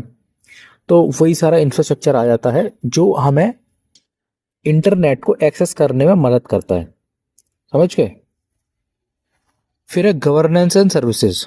तो गवर्नेंस में इनके लॉज आ जाते हैं जो इन सारी चीज़ों को रेगुलेट करेंगे, ठीक है, डिस्क्राइब करेंगे या डिफाइन करेंगे और लिमिट करेंगे, ये सारी चीज़ें आ जाएंगी, ठीक है। और सर्विसेज में वो सारी सर्विसेज होंगी, वो सारी फैसिलिटीज़ होंगी जो डिजिटल मीडियम की मदद से हम दे पाएंगे, डिस्ट्रीब्यूट कर पाएंगे, समझ गए। जैसे कि पहले आपको अपना बैंक बैलेंस चेक करने के लिए बैंक में जाना पड़ता था, लेकिन डिजिटल इंफ्रास्ट्रक्चर के आने के बाद आप वही बैंक का बैलेंस अपने घर बैठे इंटरनेट की मदद से और एक इंटरफेस और एक सॉफ्टवेयर एप्लीकेशन की मदद से घर बैठे ही चेक कर सकते हैं। तो ये क्या है, ये गवर्नमेंट की एक तरीके की सर्विस ही तो हुई जो आपको प्रोवाइड कर दी गई है, समझ गए। फिर है डिजिटल एम्पावरमेंट ऑफ सिटीजन्स। तो डिजिटल एम्पावरमेंट ऑफ सिटीजन्स कैसे किया गया है, वो किया गया है सबसे पहली बात तो अवेयरनेस क्रिएट करके, ठीक है, उनको सर्विसेज प्रोवाइड करके और उनको मोटिवेट करके कि आप इन सर्विसेज का यूज़ करें। देखो ध्यान दो, हर किसी में अवेयरनेस है, बट ज़रूरी नहीं कि हर इंसान जो अवेयर है वो मोटिवेटेड हो उस काम को करने के लिए, समझ के। मान के चलो मेरे पास नॉलेज है डिजिटल चीज़ों की, बेसिक डिजिटल चीज़ों की, जैसे कि डिजिटल पेमेंट हो गया, मेरे पास नॉलेज है, बट ज़रूरी नहीं है कि मैं उस अवेयरनेस या उस नॉलेज का यूज़ करके डिजिटल पेमेंट करूं। इसके पीछे एक मोटिवेशन होनी चाहिए, समझ गए हो, जो मेरे को कंपेल करे वो एक्शन करने के लिए। तो देखो मोटिवेशन जो है वो बहुत ज़रूरी है। तो ये गवर्नमेंट का जो डिजिटल एम्पावरमेंट ऑफ सिटीजन्स है वो उसके अंदर आता है, जिसमें गवर्नमेंट है वो एडवर्टीजमेंट के थ्रू, ठीक है, अवेयरनेस प्रोग्राम्स के थ्रू सिटीजन्स को मोटिवेट करती है ये डिजिटल इंफ्रास्ट्रक्चर को यूज करने के लिए। चलो अब हम नेक्स्ट आ जाते हैं, हमारा इम्पैक्ट ऑन कैशलेस इकोनॉमी।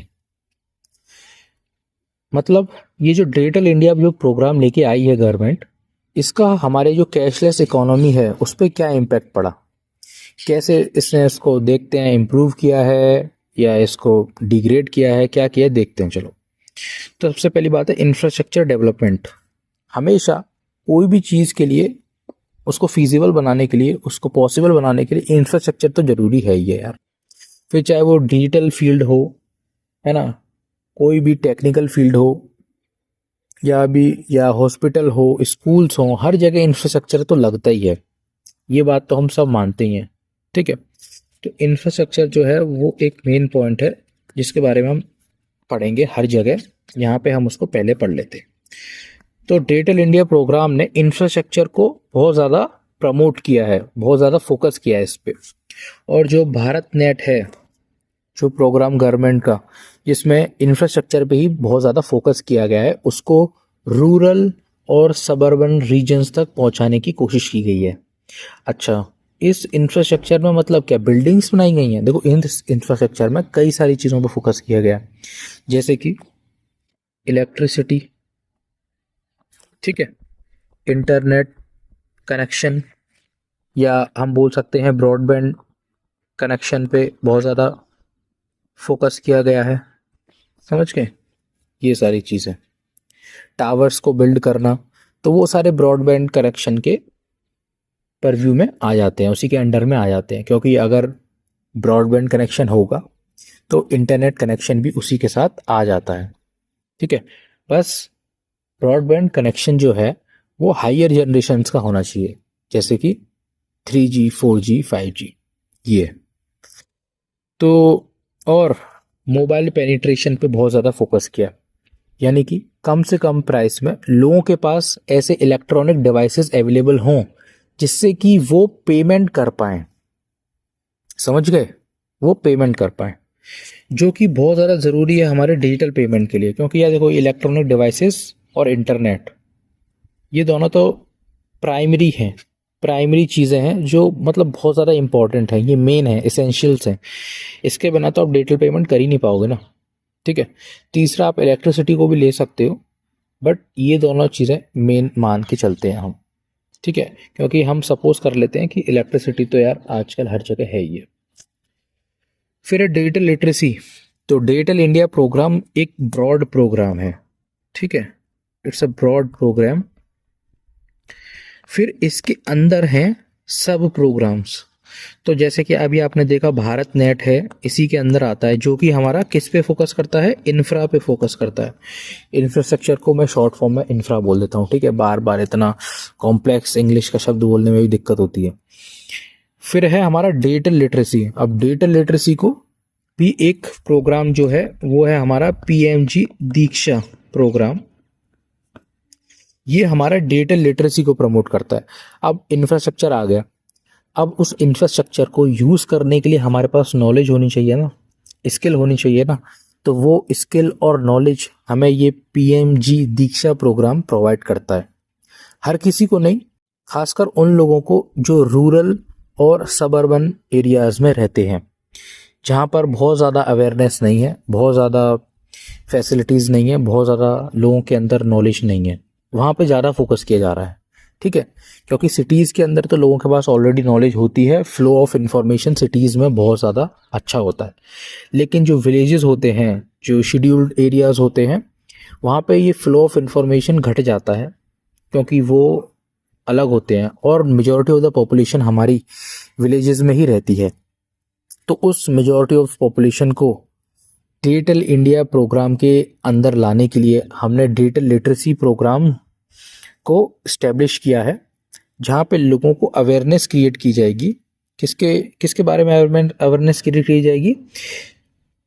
ये जो इलेक्ट्रॉनिक डिवाइसेस हैं उनके बारे में, जो गवर्नमेंट की स्कीम्स हैं उनके बारे में, और जो गवर्नमेंट की डिजिटल पेमेंट फैसिलिटीज़ है उनके बारे में। और साथ साथ उन्हें मोटिवेट भी किया जाएगा इन सब चीज़ों को यूज़ करने के लिए, जिससे कि उनके दिमाग में जो कोई भी मिसकंसेप्शन है, ठीक है, इन सब चीज़ों को लेके वो हटे। समझ रहे हो ना? जो कभी कभी होता है ना, स्कैम हो जाता है लोगों के साथ, लेकिन तो फिर क्या होता है, उसको देख के जो 100 लोग और उस चीज़ को ट्राई करना बंद कर देते हैं। तो उस मिसकंसेप्शन को हटाने के लिए, रिमूव करने के लिए ये सारे और डिजिटल प्रोग्राम किए जाते हैं। तो डिजिटल लिटरेसी प्रोग्राम है, उनको इस्टेब्लिश किया है इसने, खासकर रूरल एरियाज़ में। ठीक है, जैसे हमारा PMG दीक्षा प्रोग्राम है। फिर गवर्नमेंट सर्विसेज ऑनलाइन। अब जो गवर्नमेंट की जितनी भी सर्विसेज थी उसको ऑनलाइन ट्रांसफ़र किया है। इस डिजिटल इंडिया प्रोग्राम ने। जैसे कि मैंने आपको एक एग्जांपल दिया कि जो बैंकिंग सर्विसेज थी, बैंकिंग सर्विसेज, उसको अवेल करने के लिए आपको पहले बैंक जाना पड़ता था। लेकिन अब क्या है, अब आप यही सर्विसेज ऑनलाइन कर सकते हो अपने स्मार्टफोन पे या मोबाइल पे। तो ऐसा क्यों कर सकते हो आप? ऐसा इसलिए कर सकते हो क्योंकि डिजिटल इंडिया प्रोग्राम ने जो गवर्नमेंट की सर्विसेज थी उनको ऑनलाइन कर दिया है।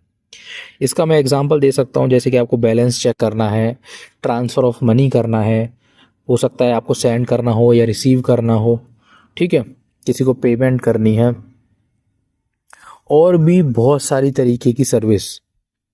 जैसे कि आपको अपने डॉक्यूमेंट्स को मंगाना है या डॉक्यूमेंट्स को यूज़ करना है कहीं पे, तो आप ऑनलाइन ही कर सकते हो। अब आपको ज़रूरी नहीं कि आप ऑफलाइन उनको अवेल करने जाओ। तो गवर्नमेंट सर्विसेज को ऑनलाइन कर दिया गया है। कहीं भी आपको रजिस्ट्रेशन करना है तो वो ऑनलाइन हो गया है, कहीं भी कोई कंप्लेंट फाइल करनी है तो वो ऑनलाइन हो गई है, कहीं पे कुछ भी ग्रीवियंस है आपका तो वो ऑनलाइन आप कर सकते हैं, ये सब चीज़ें। फिर है पॉलिसी पुश। पॉलिसी पुश क्या है? तो गवर्नमेंट ने ये सारी पॉलिसीज़ तो बना दी, बट उनको पुश भी तो करना पड़ेगा। उनको एक प्रॉपर फ्रेमवर्क प्रोवाइड करना पड़ेगा जिससे कि वो इजीली डिटोरिएट ना हो और कंटिन्यू रहें। कंटिन्यू रहें मतलब एक्टिव रहें, ठीक है, जिसमें पॉलिटिकल विल की बहुत ज़्यादा ज़रूरत पड़ती है, समझ गए? तो ये, क्योंकि देखो डिजिटल इंडिया जो प्रोग्राम है ये कोई एक साल में हमारे इंडिया को डिजिटल इंडिया में कन्वर्ट नहीं कर देगा, बहुत सालों लगेंगे, यहाँ तक कि डेकेड्स लगेंगे, 10 साल 20 साल। तो कॉन्टीन्यूसली पॉलिसी पुश चाहिए, ठीक है, कंटिन्यूसली हमें काम करने की ज़रूरत है इस पे, तभी जाके हम इस डिजिटल इंडिया प्रोग्राम को अच्छे से इस्टेब्लिश कर पाएंगे। तो वो सारी चीज़ें, तो पॉलिसी पुश का मतलब यही है कि बहुत ज़्यादा ब्यूरोक्रेटिक एंड पॉलिटिकल विल की ज़रूरत है इस प्रोग्राम को कंटिन्यू रखने के लिए। चलो नेक्स्ट है हमारा डीमोनेटाइजेशन। तो डीमोनेटाइजेशन जो किया गया था ये हमारे ब्लैक मनी को कर्ब करने के लिए किया गया था, यानी ब्लैक मनी को स्टॉप या डिस्ट्रॉय करने के लिए किया गया था। और जो काउंटरफीट करेंसी थी, यानी जो फेक करेंसी बनानी थी, कुछ प्राइवेट इंडिविजुअल या फर्म्स ने या नॉन स्टेट एक्टर्स ने, या हम बोल सकते हैं एनिमी स्टेट्स ने, उसको काउंटर करने के लिए डिमोनेटाइजेशन किया गया था। अब इसका मैं आपको एग्जांपल देता हूँ। देखो, कब बांग्लादेश में एक रैकेट पकड़ा गया था जहाँ पे इंडिया की फेक करेंसी को प्रोड्यूस किया जा रहा था और फिर उसको इंडिया में स्मगल करके यूज़ किया जा रहा था बहुत सारी चीज़ों के लिए। तो वो क्या है, वो एक काउंटरफीट करेंसी का एग्जांपल है। तो ऐसी सारी एक्टिविटीज़ को डिस्ट्रॉय करने के लिए ये डिमोनेटाइजेशन किया गया था। पर इसने इनडायरेक्ट तरीके से, इनडायरेक्टली इसने डिजिटल इंडिया जो प्रोग्राम है उसको पुश कर दिया, समझ गए? उस पर एक पॉजिटिव इफेक्ट डाल दिया। क्योंकि जब डिमोनेटाइजेशन हुआ, जब 500 और 1000 के नोट एकदम से बंद हो गए, तब लोगों के पास जो कैश था वो एकदम से यूजलेस हो गया और जब उन्हें पेमेंट करने की ज़रूरत पड़ी तब उन्हें मजबूरन ऑनलाइन पेमेंट्स की तरफ शिफ्ट होना पड़ा, समझ गए? Compelled individual and businesses to adopt digital payment methods out of necessity, यानी कि ज़रूरत के लिए। तो इसने क्या किया, फोर्स अडॉप्शन करवाया। तो यार गवर्नमेंट अगर चाहे तो वो आपको ऐसे ही फोर्स अडॉप्शन बहुत सारे करवा सकती है, ठीक है, बस डिपेंड करता है कि कंट्री में जो लॉ है वो कितना स्ट्रांग है और कितना स्ट्रांग नहीं है। फिर है इंक्रीज्ड अवेयरनेस। अब क्योंकि अब लोगों को एक सेकंड नहीं, अब जब लोगों को एक ऑल्टरनेटिव ढूंढना था, तो जब लोगों ने ये डिजिटल पेमेंट का ऑल्टरनेटिव ढूंढा, तो इसके ढूंढने से उन्हें इस चीज़ की नॉलेज आई। जब उन्होंने इसको यूज़ करा तो उन्हें इस चीज़ की नॉलेज आई। तो इससे क्या हुआ, एक अवेयरनेस भी बढ़ी है लोगों में। किस चीज़ के बारे में? यूपीआई के बारे में, इंटरनेट बैंकिंग के बारे में, ई वॉलेट्स के बारे में। देखो ये चीज़ें पहले भी एग्जिस्ट करती थी, समझ गए? क्योंकि अगर तुम्हें याद हो तो यूपीआई तो ऑलरेडी काफ़ी पहले से एग्जिस्ट कर रहा है, बस यही है कि बहुत ज़्यादा लोग उसको यूज़ नहीं कर रहे थे। तो गवर्नमेंट ने क्या किया, जब मनी को बैन किया गया तब लोगों का जो पैसा था वो यूजलेस हो गया, वो पेमेंट नहीं कर पा रहे थे, तो उन्हें ये ऑनलाइन तरीके का यूज़ करना पड़ा मजबूरन, और फिर वो इसी पे ही स्टिक करने लग गए, इसी पे डिपेंड हो गए। यहाँ तक कि जो हमारा डिमोनेटाइजेशन है उसने इतना बड़ा बूस्ट लाया डिजिटल ट्रांजैक्शन में कि 250% से वो ग्रो कर गए थे हमारे डिजिटल ट्रांजैक्शन 2016 के बाद। इतना बड़ा उसने इम्पैक्ट लेके आया था। और इंडिया की वैसे भी पॉपुलेशन बहुत ज़्यादा है, तो नंबर्स अगर देखे जाए तो वैसे भी बहुत बड़ा इम्पैक्ट था वो। फिर फॉर्मलाइजेशन हुआ, यानी जब लोगों ने ऑनलाइन पेमेंट करना शुरू किया तो जो हमारी इकोनॉमी है वो फॉर्मलाइज हो गई। क्यों? इसका मतलब क्या है कि वो गवर्नमेंट के परव्यू में आ गई, गवर्नमेंट के साइट में आ गई। यानी अब गवर्नमेंट इसको ट्रैक कर सकती है और टैक्स कर सकती है। इसका मतलब ये होता है फॉर्मलाइजेशन होना एक किसी इकोनॉमी का, समझ गए? क्यों? क्योंकि जो ऑनलाइन पेमेंट तुम कर रहे हो वो है भी तो गवर्नमेंट की ही। तुम जो यूपीआई का यूज़ करते हो, फिर चाहे किसी भी ऐप से करो, गूगल पे, फ़ोन पे, पेटीएम, वो इंटरफेस कौन सा यूज़ कर रहे हैं? वो इंटरफेस यूपीआई तो यूज़ कर रहे हैं। और यूपीआई किसका है? यूपीआई गवर्नमेंट का ही है। रुपे कार्ड गवर्नमेंट का ही है। बैंक अकाउंट्स सारे गवर्नमेंट की ही हैं। तो जब ऐसा हुआ तो देखा गया कि भाई इकोनॉमी का फॉर्मलाइजेशन हो गया, यानी गवर्नमेंट के अंडर में आ गई इकोनॉमी। और इकोनॉमी से मेरा मतलब है वही सारे ट्रांजैक्शंस। तो ये भी चीज़ थी। चलो फिर जो डिमोनेटाइजेशन ने कर दी जो 2016 में हमारा हुआ, अब आ जाते हैं हमारा नेक्स्ट। किधर गया?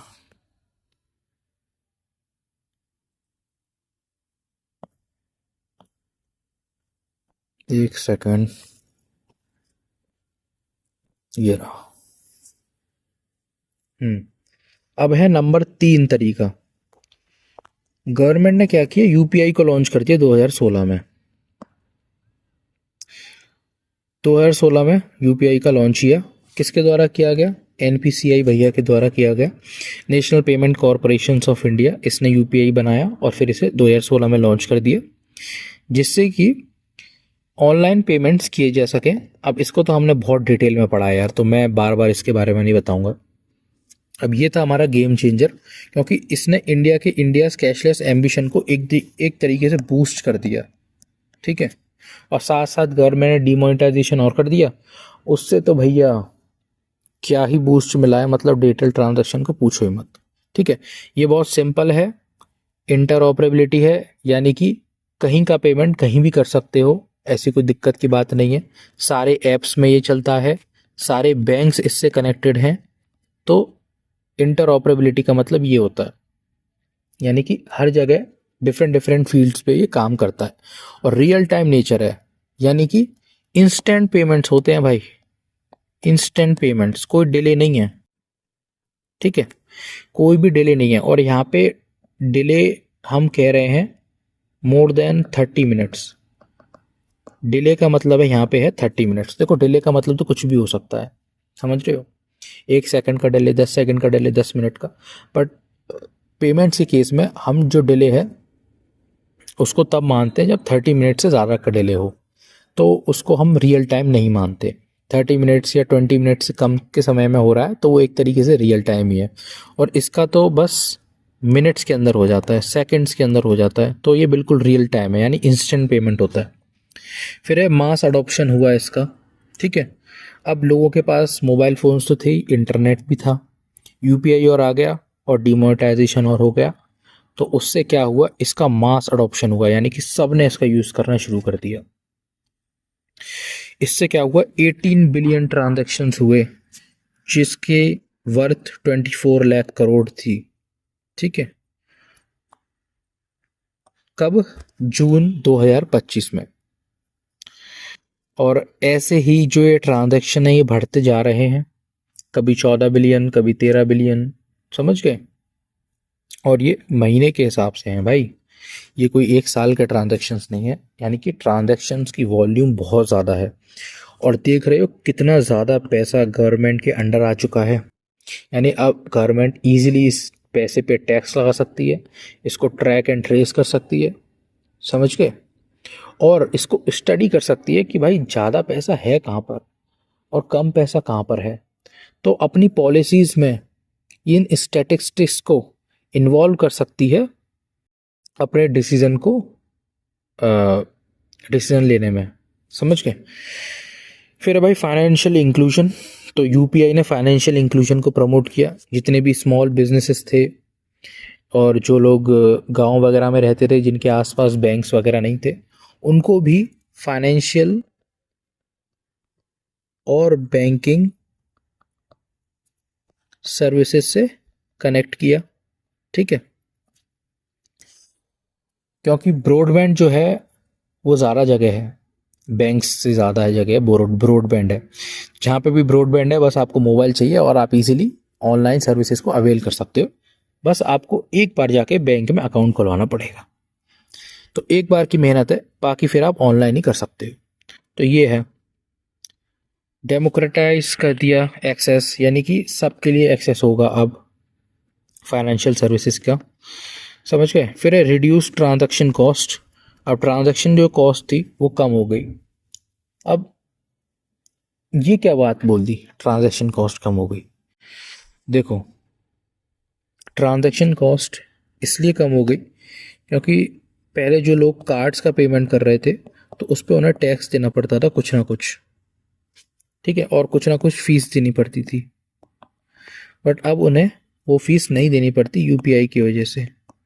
दूसरा, जब आप पेमेंट करते थे तो आपको ना इधर उधर जाने, दुकान पे जाना पड़ता था पेमेंट करने के लिए, क्योंकि आप कैश टू कैश पेमेंट कर रहे हो। तो जब तुम जा रहे हो दुकान पे तो पेट्रोल का खर्चा है ना, व्हीकल का खर्चा है ना, तो उस खर्चे को इसने बचाया है। तो जिससे कि जो स्मॉल बिजनेसेस हैं और जो बिग बिजनेसेस हैं उनको भी काफ़ी ज़्यादा फ़ायदा हुआ है।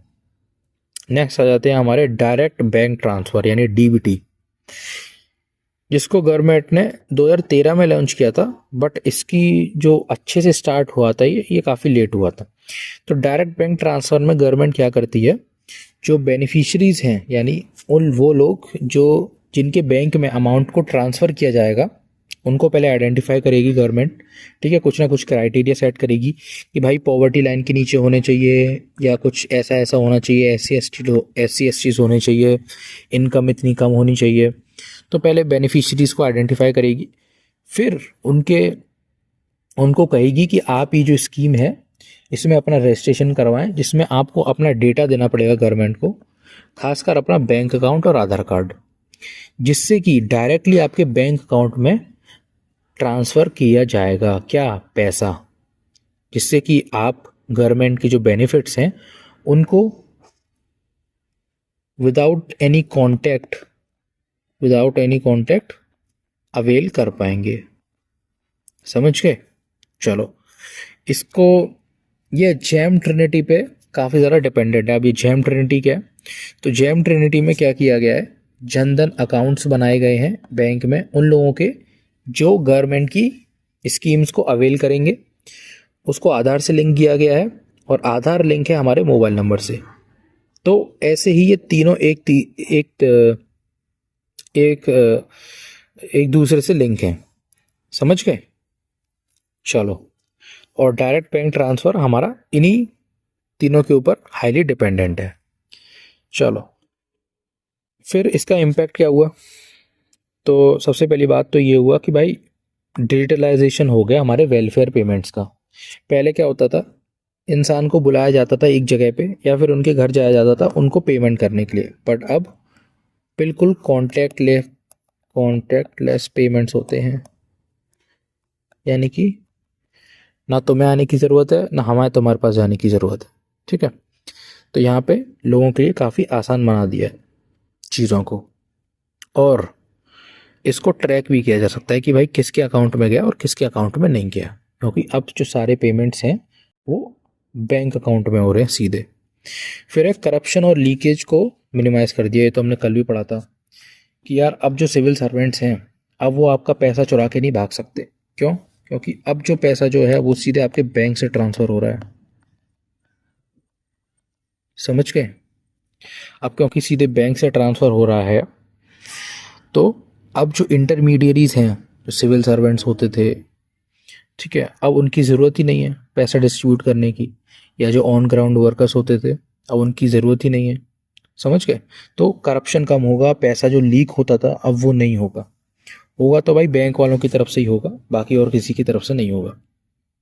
तो ये है, तो फॉर्मलाइज कर दिया गया है इसको, यानी कि ट्रैक और ट्रेस किया जा सकता है इजीली बहुत ज़्यादा लार्ज वॉल्यूम ऑफ मनी को। किसके द्वारा? गवर्नमेंट के द्वारा। ठीक है, और स्कोप है जो करप्शन का वो कम हो गया है अब, यानी कि अब मतलब करप्शन इतना इजीली नहीं होगा, हो सकता है लेकिन इतना इजीली नहीं रह होगा जितना पहले हो सकता था, क्योंकि अब ऑनलाइन ट्रांसफ़र हो रहे हैं चीज़ें। चलो, फिर है फैमिलियराइजेशन विद डिजिटल ट्रांजैक्शन। अब देखो यार, बेनिफिट तो हर कोई लेना चाहता है ना, तो अब बेनिफिट लेने के लिए लोग पता नहीं क्या क्या करते हैं। तो अब लोग क्या करेंगे, अपना जनधन अकाउंट खुलवाएंगे इस बेनिफिट को लेने के लिए। अब जब वो जनधन अकाउंट खुलवाएंगे तो उनको एक मोबाइल फ़ोन लेना पड़ेगा, एक नंबर लेना पड़ेगा, अपना आधार कार्ड बनवाना पड़ेगा, अपना जनधन अकाउंट बनवाना पड़ेगा। तो उससे क्या होगा, लोग जो हैं इन डिजिटल ट्रांजैक्शन को लेके काफ़ी ज़्यादा अवेयर हो जाएंगे, क्योंकि वो इस प्रोसेस को कर रहे हैं ना, तो इसलिए वो अवेयर भी हो जाएंगे। समझ गए? जब तुम किसी प्रोसेस को करते हो तभी तो तुम अवेयर हो जाते हो, या किसी और को करते हुए देखते हो तभी तो अवेयर होते हो। तो ये है, तो लोग काफ़ी फेमिलियर हो जाएंगे डिजिटल ट्रांजैक्शन से, जिससे वो जो फंड्स हैं उनको डायरेक्टली रिसीव कर पाएंगे अपने बैंक अकाउंट में।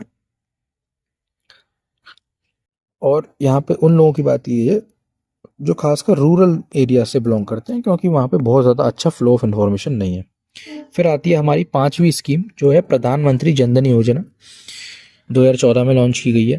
तो इसमें क्या हुआ है, प्रधानमंत्री जनधन योजना में भी फिर वही है, फाइनेंशियल सर्विसेज और रेमिटेंस और क्रेडिट, इंश्योरेंस, पेंशन, ये सारी चीज़ें जो हैं ये ऑनलाइन प्रोवाइड करने की बात की गई है ना, या फिर बैंकिंग के ज़रिए प्रोवाइड करने की बात की गई है इस स्कीम में। तो इस प्रधानमंत्री जनधन योजना को अवेल करने के लिए आपको अपना एक जनधन अकाउंट खुलवाना पड़ता है, तभी आप इन सर्विसेज को, गवर्नमेंट की स्कीम्स का अवेल कर पाओगे। फाउंडेशन फॉर डिजिटल पेमेंट्स, तो ये जो स्कीम है ये एक तरीके से डिजिटल पेमेंट्स का फाउंडेशन सेट करती है। क्यों? क्योंकि इसमें आपको एक बैंक अकाउंट खुलवाने की ज़रूरत पड़ती है, और 50 करोड़ से ज़्यादा भी लोग हैं जिनका प्रधानमंत्री जनधन योजना में अकाउंट है, ये खोले गए हैं। और इसमें से 67% जो हैं वो रूरल और सेमी अर्बन एरियाज़ में खोले गए हैं। ठीक है, इससे आप जो रुपए का डेबिट कार्ड है उसका आपको एक्सेस मिलेगा। क्यों? क्योंकि आपने बैंक में अकाउंट खुलवाया, तो जो बैंक वाले हैं आपको कोई क्रेडिट कार्ड डेबिट कार्ड तो देंगे ही ना, तो वो रुपए का डेबिट कार्ड देंगे, जो कि हमारा इंडिजीनियस ब्रांड है। समझ गए? यानी गवर्नमेंट का खुद का है वो। फिर है इनेबलर फॉर डीबीटी। अब प्रधानमंत्री जनधन योजना जो है, इसकी मदद से अगर आपका जनधन अकाउंट खुलेगा तो ये जो डीबीटी है उसको भी प्रमोट करेगा। डीबीटी मतलब वही direct bank transfer. Direct bank transfer तभी से हो पाएंगे जब आपके पास अकाउंट होगा, है ना। तो ये चीज़ है। चलो, और अब नेक्स्ट हमारा आता है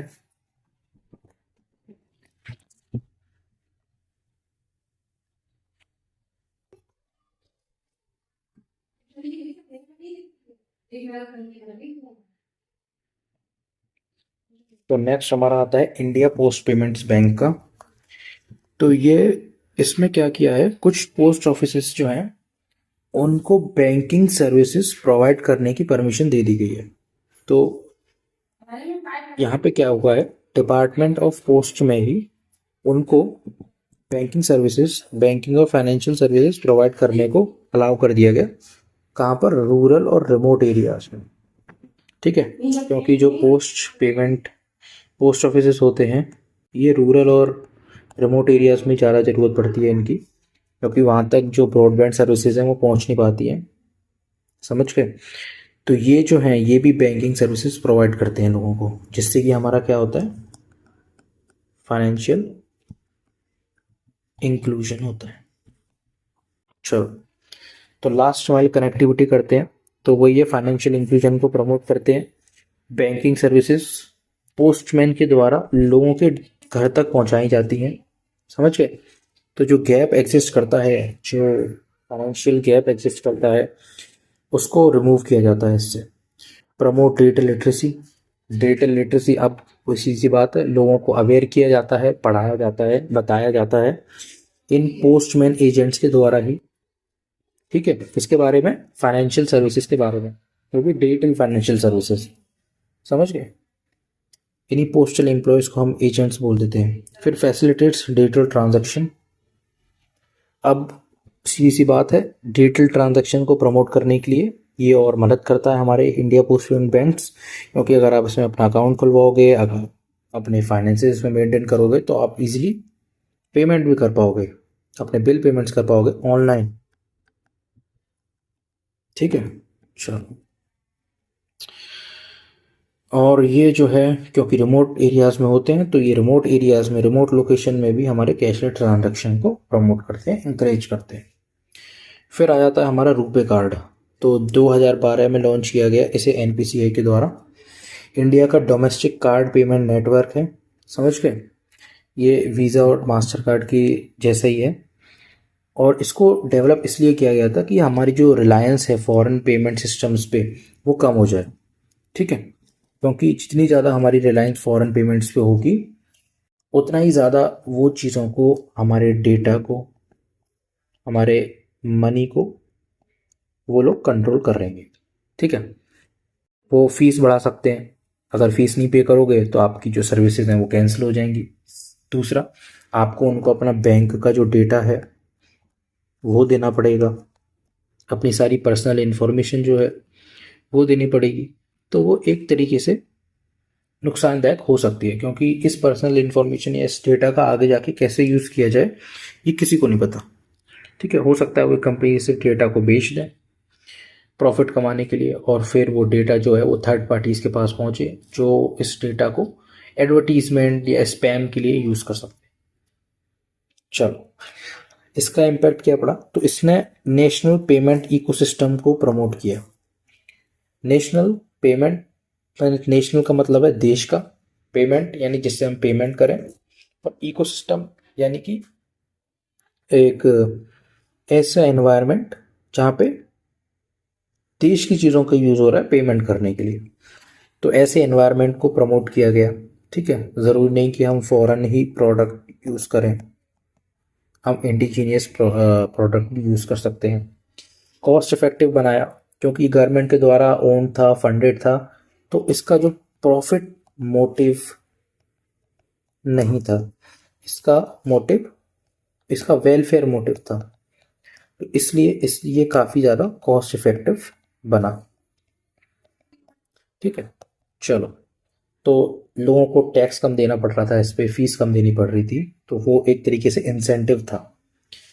फिर हमारा वाइड स्प्रेड इश्यूएंस, क्योंकि गवर्नमेंट के द्वारा इशू किया गया था और प्रधानमंत्री जन धन योजना को इसको कनेक्ट कर दिया गया था, तो इसकी वजह से बहुत सारे लोगों के पास ये जो रुपे क्रेडिट कार्ड है वो पहुंचा। समझ गए। जैसे कि हमने पढ़ा था 500 मिलियन लोगों ने अपना प्रधानमंत्री जन धन योजना का अकाउंट खुलवाया था। तो हर अकाउंट के साथ एक रुपे डेबिट कार्ड आता है, तो सोचो कितने सारे रुपे डेबिट कार्ड इशू किए गए होंगे, और एक इंसान के पास तो मल्टीपल अकाउंट्स भी होते हैं, तो वो भी। नेक्स्ट है कॉन्टैक्टलेस पेमेंट्स है, यानी कि आप कॉन्टैक्टलेस पेमेंट कर सकते हो। एनसीएमसी के द्वारा, जो कि है नेशनल कॉमन मोबिलिटी कार्ड।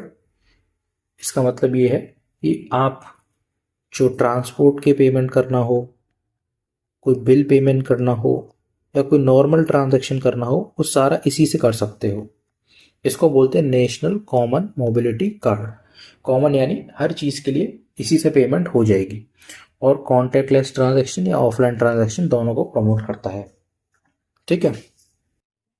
जैसे आप मान के चलो आप बस सर्विसेज या मेट्रो सर्विसेज अवेल करना चाहते हो, तो आप इसी कार्ड का यूज़ कर सकते हो। आपको ज़रूरी नहीं कि आपको एक मेट्रो का अलग से कार्ड लेना पड़े। तो यही एनसीएमसी एक्सप्लेन करता है। ठीक है, रुपे एनसीएमसी यानी नेशनल कॉमन मोबिलिटी कार्ड। फिर है फाइनेंशियल लिटरेसी सेंटर्स, यानी ऐसे सेंटर्स बनाए गए, ठीक है, और ऐसे अवेयरनेस प्रोग्राम्स क्रिएट किए गए गवर्नमेंट के द्वारा। ठीक है, खासकर आरबीआई और नाबार्ड के सपोर्ट में बैंक्स के द्वारा ऐसे प्रोग्राम्स और सेंटर्स क्रिएट किए जहाँ पे अवेयरनेस फैलाई जा सके लोगों के अंदर, उनको स्किल प्रोवाइड की जा सके, उनको नॉलेज दी जा सके, समझ गए, काउंसलिंग कर सकें उनकी, खासकर रूरल और सेमी अर्बन एरियाज में। मैंने बता रखा है क्यों, समझ गए। इससे क्या होगा, अवेयरनेस क्रिएट होगी, लोगों को पता चलेगा कि अच्छा यार ऐसी भी चीज़ एग्जिस्ट करती है, और उनके अंदर ट्रस्ट आएगा सिस्टम में। क्यों? क्योंकि जब कोई बात गवर्नमेंट कहती है तब लोग उसको ज़्यादा मानने की कोशिश करते हैं। क्यों? क्योंकि वो ऑफिशियल है, वो ऑथराइज्ड है, वही हर चीज़ हैंडल करती है। तो अगर गवर्नमेंट कोई बात कहती है तो लोग ज़्यादा मानने की कोशिश करते हैं। ठीक है, चलो, बहुत सारे फाइनेंशियल प्रोडक्ट्स हो गए, डिजिटल पेमेंट मेथड हो गए, उनके बेनिफिट्स हो गए, सिक्योरिटी एस्पेक्ट्स हो गए, इन सारी चीज़ों के बारे में इन अवेयरनेस प्रोग्राम्स में नॉलेज इम्पार्ट की जाती है। ठीक है। फिर है ओवरकमिंग हेजिटेंसी। अब कुछ लोगों के अंदर कुछ डर होता है नई चीज़ को ट्राई करने का, तो ये जो प्रोग्राम्स हैं, फाइनेंशियल लिटरेसी सेंटर्स हैं, ये इस हेजिटेंसी को कम करने के लिए या ओवरकम करने के लिए ही ये सारे काम करते हैं, और लोगों को मोटिवेट करते हैं, उनके अंदर कॉन्फिडेंस बिल्ड करते हैं इन सिस्टम्स के प्रति कि हाँ ये सिस्टम सही है और आपके यूज़ में आएंगे। चलो, फिर स्किल डेवलपमेंट किया जाता है, यानी कि ऐसे स्किल्स भी इम्पार्ट की जाती है लोगों में जो आगे जाके लोगों को अवेयरनेस तो फैलाए उन लोगों में और स्किल डेवलपमेंट में हेल्प करे। यानी कि कुछ स्किल्स ऐसी होती हैं जो टेक्निकल होती हैं, कुछ स्किल्स होती हैं नॉन टेक्निकल। ठीक है, तो यहाँ पे टेक्निकल स्किल भी प्रोवाइड की जा रही है इन फाइनेंशियल लिटरेसी सेंटर्स के द्वारा, जिससे कि लोग समझें और अपने आप को डेवलप करें। और नॉन टेक्निकल स्किल भी प्रोवाइड की जाती है, जहाँ पे सिर्फ फाइनेंशियल प्रोडक्ट्स के बारे में, डिजिटल पेमेंट के कितने मेथड है, और फर्दर अवेयरनेस क्रिएट करने में ये लोग कैसे मदद करेंगे, वो वाली स्किल भी उन्हें दी जाती है। समझ गए? यानी एक ये समझ लो एक चेन रिएक्शन टाइप। मैंने एक इंसान को ट्रेन किया, उसने दो को ट्रेन किया, फिर उन दो ने और दो को ट्रेन किया, फिर उन चार को जिन दो ने ट्रेन किया था उन्होंने और दो दो को ट्रेन किया, तो ऐसे। समझ गए? चलो, लास्ट हमारे दो और बचे हैं, उनको और देख लेते हैं वो क्या कहना चाह रहे हैं। डिजिटल अभियान या डिजिटल मिशन जो 2017 में आया, इसमें क्या किया गवर्नमेंट ने, मेटी के द्वारा ये लाया गया। इसमें कैशलेस इकोनॉमी को तो प्रमोट करना ही था, सीमलेस डिजिटल ट्रांजैक्शन को प्रमोट करना था, और इसमें क्या किया, एक टारगेट सेट कर दिया गया बैंक्स के लिए कि आपको इतने डिजिटल पेमेंट ट्रांजैक्शन करवाने हैं, और अपना इंफ्रा एक्सपेंड करना है और डेवलप करना है पेमेंट मोड्स। ठीक है, तो ये एक तरीके से पॉलिसी पुश है, समझ, जो हमारा क्या करेगा, एक स्ट्रेटेजिक ओवरसाइट डेवलप करेगा डिजिटल पेमेंट्स के लिए, ठीक है, और उसको प्रमोट करेगा। इंफ्रास्ट्रक्चर को बढ़ाने में हमारी मदद करेगा ऑल ओवर द कंट्री। ठीक है, फिर चाहे वो यूपीआई का क्यूआर कोड हो गया या पॉइंट ऑफ सेल डिवाइसेस हो गए, इनकी मदद से हम पेमेंट करते हैं, समझ गए। और कैपेसिटी बिल्डिंग करेगा। तो कैपेसिटी बिल्डिंग में लोगों के अंदर अवेयरनेस होनी चाहिए और उनको यूज़ करने की इन सारी फैसिलिटीज़ को एबिलिटीज़ होनी चाहिए।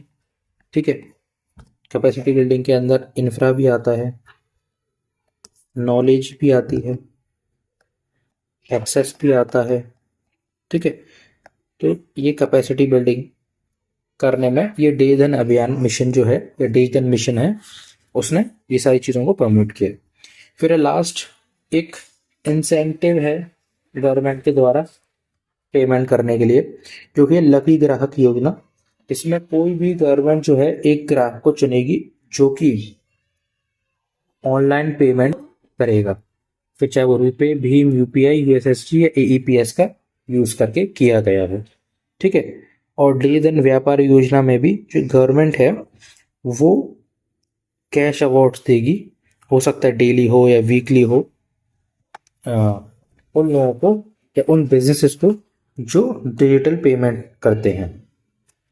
ठीक है, तो बिहेवियरल नज है, यानी कि इंसेंटिव प्रोवाइड किया गया है डायरेक्ट यूजर्स को बिटवीन 15 and 3000 जो लोग डिजिटल पेमेंट करते हैं।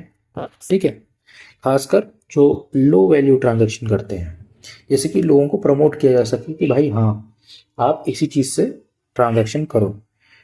फिर इस इंक्रीज अडॉप्शन, इससे क्या होगा, लोग ज़्यादा से ज़्यादा पेमेंट करेंगे, जो बिजनेसेस है वो भी डिजिटल पेमेंट यूज़ करेंगे क्योंकि उन्हें कुछ ना कुछ बेनिफिट हो रहा है। और अवेयरनेस कैंपेन्स तो यार देखो एक तरीके से प्राइमरी पार्ट होता ही है किसी भी स्कीम का।